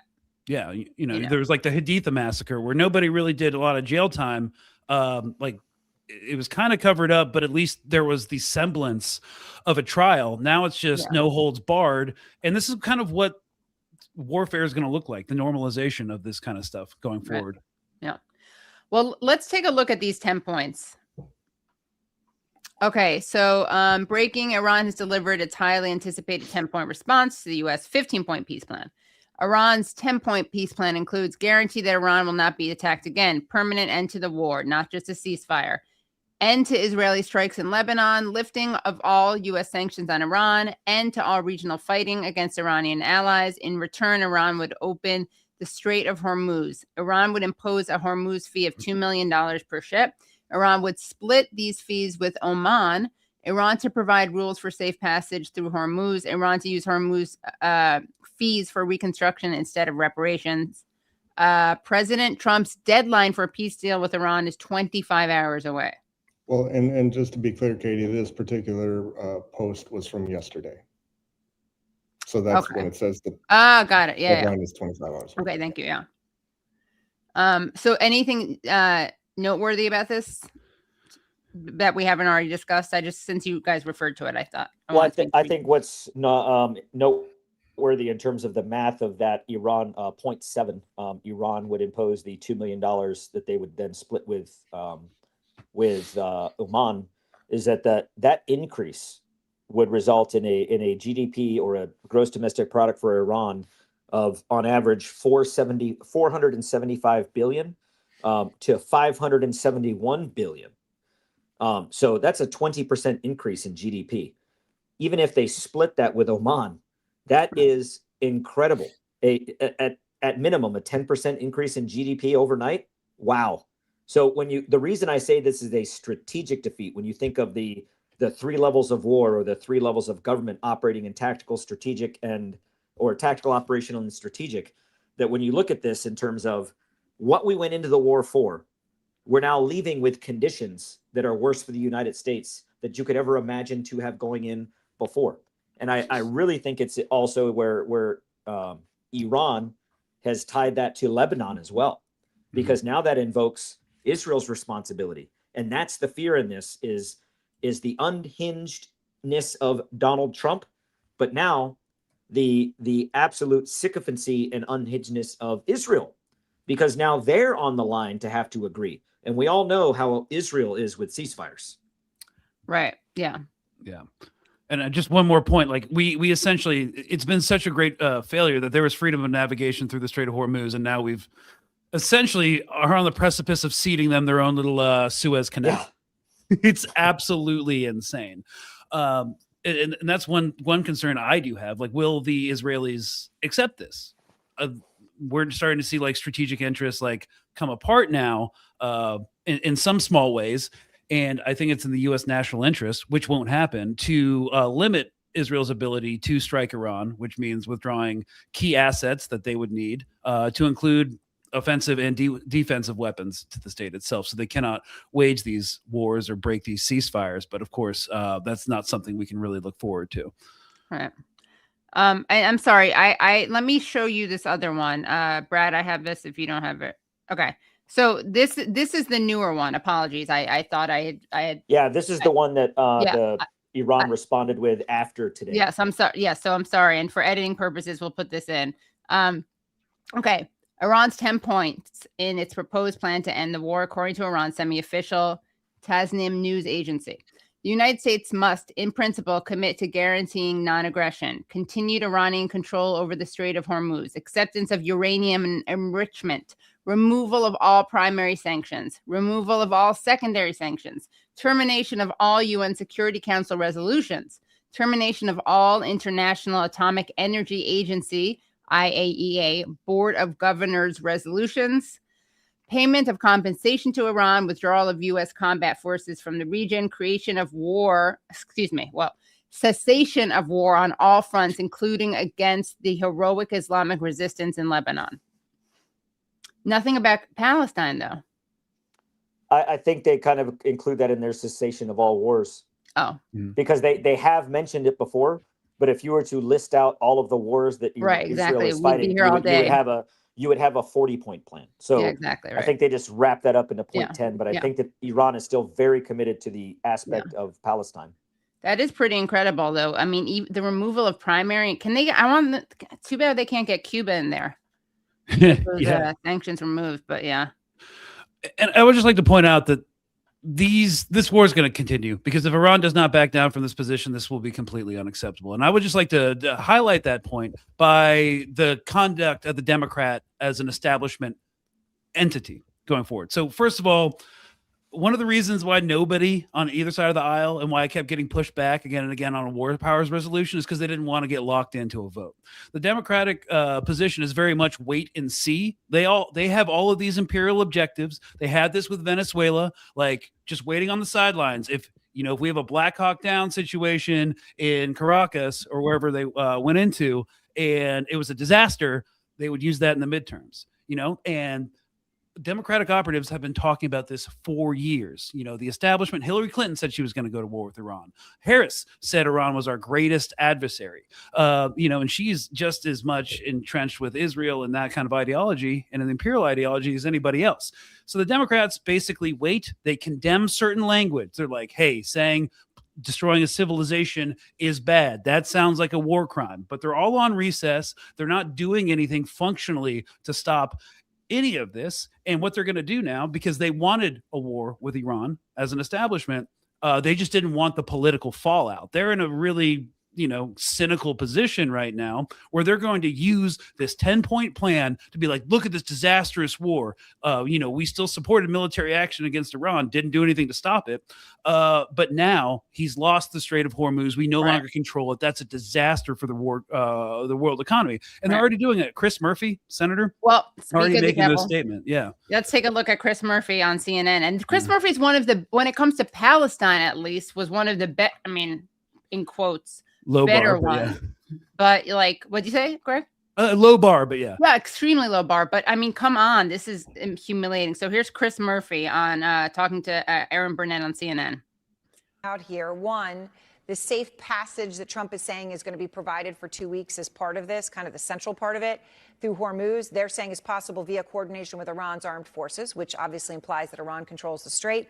And then from the National Security Council, they say this confers upon Iran a unique economic and geopolitical standing in terms of them regulating passage through the Strait of Hormuz. So what do you hear in all this? I mean, listen, who knows what's going on? Donald Trump lies every single day. Clearly, he's not telling the truth. But if you accept even part of the Iranian statement, Donald Trump has agreed to give Iran control of the Strait of Hormuz. That is extraordinary. If you go deeper into the statement from the Iranian National Security Council, they claim that Trump has also agreed to Iran's right to enrichment, to suspend all sanctions against Iran, and to allow Iran to keep their missile program, their drone program, and their nuclear program. Now, who knows if any of that is true, but if at the very least this agreement gives Iran the right to control the strait, that is cataclysmic for the world. And it is just stunning that that's where we have gotten to, that Donald Trump took a military action that has apparently, at least for the time being, given Iran control over a critical waterway that they did not have control over before the war began. So it just doesn't sound like there's actually an agreement, because what Trump is saying is totally different than what the Iranians are saying. But if Iran has the strait permanently now, what an error, what a miscalculation this entire endeavor was. Okay, you guys go. I'm too upset to even respond to it right now. I mean, he echoed some of the things that Greg and I have been talking about. In one point, we can't trust our president. That's frightening. Two, the proposal, what this situation today reminds me of is the old Dave Chappelle skit when keeping it real goes wrong. Because this brinksmanship that MAGA likes to say about Donald Trump, or hey, he keeps it real, he just says it straight. Yeah. Okay, well, keeping it real and saying it straight has now got us into a position that is either strategic failure or enter into the quagmire to save face, which will only then lead to strategic failure, not in this presidency, but the next, or maybe even the next. I mean, we were in in Iraq for over, we're still in Iraq under the same authorization of the use of military force that was used in 2002 to approve the 2003 invasion. I think people lose track of that can wars last for a really long time? They can. Vietnam, Iraq, Afghanistan, the Philippines. We're still in the southern Philippines fighting the Moral Islamic Liberation Front from the 1950s. So can this be a forever war? It absolutely can, and it has all the ingredients. And do I trust Donald Trump and Pete Hegseth to navigate our way out of this? No. Donald Trump shot himself in the foot, and in trying to fix it in the dark, he's putting the bandage around his neck, and he's still bleeding out, and he has no recourse other than to go all in now or accept this fate. And again, I think it was masterful by Iran in this Trump position of, hey, we're negotiating. And now coming off of this last minute Armageddon, which is untenable and unrealistic and psycho. And Iran knows that. So Iran called the bluff and said, okay, well, I guess bring it on. And Trump at the last minute was like, oh, okay, we're negotiating. We're negotiating based on what Iran has proposed as a basis for negotiation. And then Iran comes back with, okay, well, here it is. This is what you accept. And it's a pretty hard pill to swallow. Yeah, I mean, I was like, where does Chris Murphy think the Strait of Hormuz are? Like, does he think they're in the United States? Like, he seems upset that Iran gets to. First of all, they're not closed. Like, I mean, every person, every political and media leak keeps talking about this. It is so Americentric. It's like literally like when people used to think that the Earth went, the sun went around the Earth, right? It's like, no, that's not the reality. It is open to many people and ships. It's not open to the ships that are trying to basically decimate a population and destroy civilization. I mean, it's unbelievable to me. And what does Murphy want? Why isn't Murphy saying, thank God this was avoided? Like, where's the relief about that? He wants to own the Republicans and own MAGA that badly that he can't even acknowledge that maybe it's good that like there wasn't a civilizational war.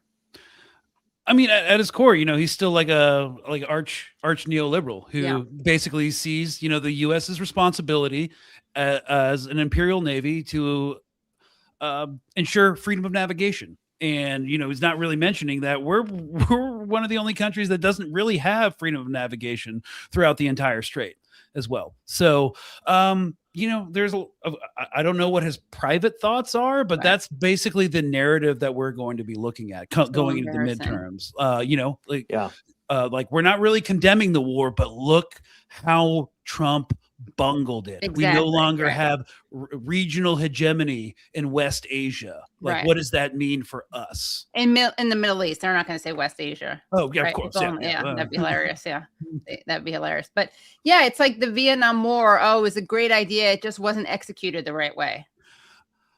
Similar framing, right? Yeah, you're going to see some of that. Like we won every battle. We destroyed an archaic navy and an archaic air force, which they didn't really even intend to use, and knew that they couldn't have a peer competition with.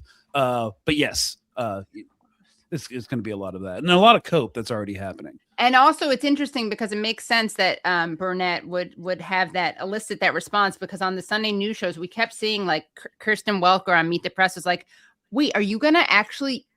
You're not going to end the war before the Strait of Hormuz is reopened, are you? Like, the media was so indignant about the possibility of a cessation unless the Strait of Hormuz was opened to the United States. Again, it's not open or closed. It's a question of to whom. But I actually, on a related note, since we're talking about Israel, the Reverend had a question. Isn't the problem if Israel is overrun, they will invoke the Samson doctrine and use the nuclear weapons held in the Negev? Everyone remember to hit like and support button. Oh, that's true. And become Patreons. Thank you, Rev. But that is something I keep wanting to know. Like, how much could the United States defang Israel? Like, is there, I honestly don't know the answer to this. And I keep asking it. Like, could Israel just go nuclear? Is there nothing the United States could do? Is the United States like, if they cut off Israel, are they conditioned aid or condition something? Would Israel even cooperate? What are we dealing with here? If you are watching this live, you are so in luck because you got to see that whole show. And if you're watching this later and you want to see the full thing, as well as the amazing Kneecap video, then please do join us at patreon.com/The Katie Halper Show. Again, that's patreon.com/The Katie Halper Show. Let's see, Brad, what was the last thing that you read in the super chats? I know, because it was I got it. Okay. Stopping in to say these two are unshakable, momentous figures in the West. Praise be to you both. Thank you, Obleach. Thank you so much for that generous super chat. Thank you, Ezekiel Bones, for that super chat. I agree. There's nothing new under the sun, except that is for the inspiration and encouragement we receive and count on from truth tellers like you two. Thank you, C.S. Coolidge. Seven Dust. Secretary of Transportation Norman Mineta testified that Cheney got updates every 2 minutes on the first gen Reaper drone that hit Pentagon. Oh, yeah. Oh, man, I should have asked him about that next time. Of course, we know Iraq has chemical weapons. We have the receipts. George Will, January 2003. Yeah, George Will, the great, what we call him, neocon pundit. Michael writes, so much value is attached to every word Mr. Finkelstein says. We're here for it. Yes, it's actually doctor because it's PhD, but I'm sure he'd be fine with that. Super sticker from Aliona Kazaka. Thank you so much. CM Cordero says, thank you, Norman. Wadeworth. Oh my gosh. Thank you so much for that generosity, Wadeworth. Thank you so much, Salonico. But Katie, what about the 400, what 4 million protesters that died? I think it's a reference to the Iran. And thank you for that. And we hit Tokyo on March 4510. What is that? What's 10, Brad? What does that say?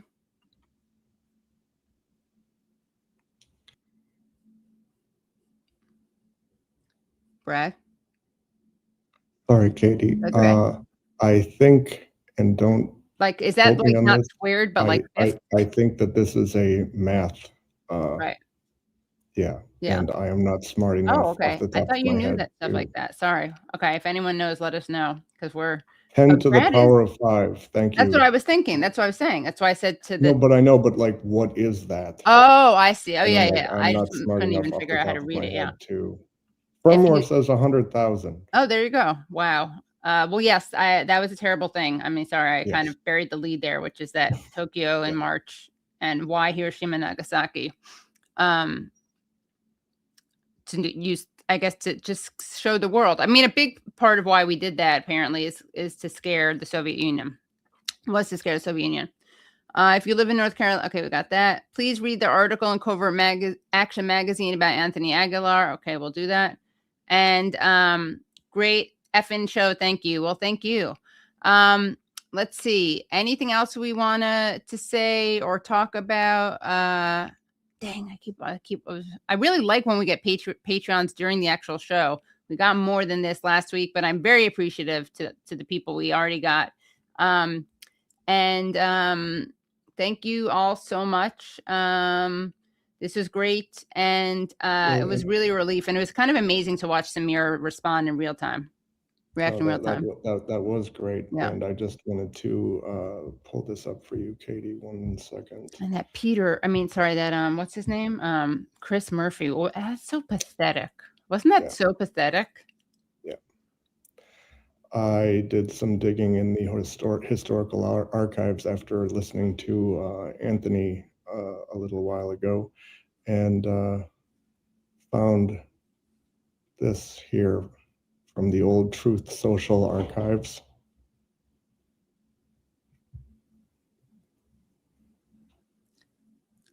Harry S. Truman, Japan better surrender. Thank you for attention. That's funny. It's net into this matter. That's very funny. August 6, 1945 on Truth Social. No. Yeah. All right. Well, anything else that I need to remember to tell people? I think we're good, right? No, thank you everyone for being here. This was a great Niall Flanagan. You're not wrong, Niall. What? Someone asked, how do I super chat? Someone sent a Patreon on that. Well, you can just, if you're a Patreon, put in the chat, I guess, Patreon, and then I'll read it like a super chat. That makes sense, right? I think that makes sense, yes. Yeah, just do PAT, all caps, yeah. Then we'll have to check if you're really in there. I'm just going to kind of. All right. Thank you so much. Niall's not wrong. Oh, Brad. Oh, no, I feel like Bradley needs a hug. All right. We'll get, this is funny, Chris Murphy's Law. Philip always has the best comments. What did Philip did? Oh, central casting. Everyone give people hugs if you think that they need hugs. Yeah. But I guess you should ask if you don't know them Consensual, well. Yeah. That would be so funny and weird. Okay. So, someone wrote what Truman actually said was worse. Yeah. Like he did say pretty offensive things. And he was I'm also sorry. in the It was KKK. doing my best to make a joke, but Yeah. it's just all not the reality. Oh, I is know. not Here, there. if you guys need to pick me up 1 second. Oh, okay. Well, this is the go-to, the never fail little jolt of serotonin. If he is willing to cooperate, is Bucky, isn't he so cute? yeah, Ooh, and he's too hyper. well, I was saying this is all dependent on if he wants to cooperate. Bucky, the thing that's funny about Bucky is he's like really hyper, but also will just stay in bed all day. Yeah. Well, like you don't have to wake up early for him. It's moment to moment. Yeah, and Brad knows because Brad gets to babysit him. But it never ceases to make me chuckle. Just this kind of the blank look when you have him facing the camera and his paws are just up and he's just kind of like, what the hell is going on? Sucks. How does it compare to Bodhi's face? Oh, well, that's apples and oranges there. Yeah, Bodhi's like a star. Bodhi's like a plus size model. Yeah. All right. Oh my God, he's so cute. He wants to go out again. Okay. Thank you guys so much. And I'm very happy about this ceasefire. I mean, I'm trying not to be too like I told you earlier, Katie, like this is the best worst case scenario. Yeah, exactly. Yeah. It would seem. Yeah. Yeah. All right. So yay for now. Yay for now. Yeah. Thank you, Brad. Thank you, Nate. Thank you, Charlotte. Thank you, Phantom for the clip. Thank you, Ryan, for the Kneecap thing, which you guys can look forward to. Also, you can look forward to a really good interview with Jeremy Corbyn about Cuba. But yeah, that's a great teaser of the Kneecap, but they do get into very substantive political analysis too. So we're excited about that. Edit to bye everyone. I did everything right and they indicted me. And I don't know what the I'm doing. Antifa!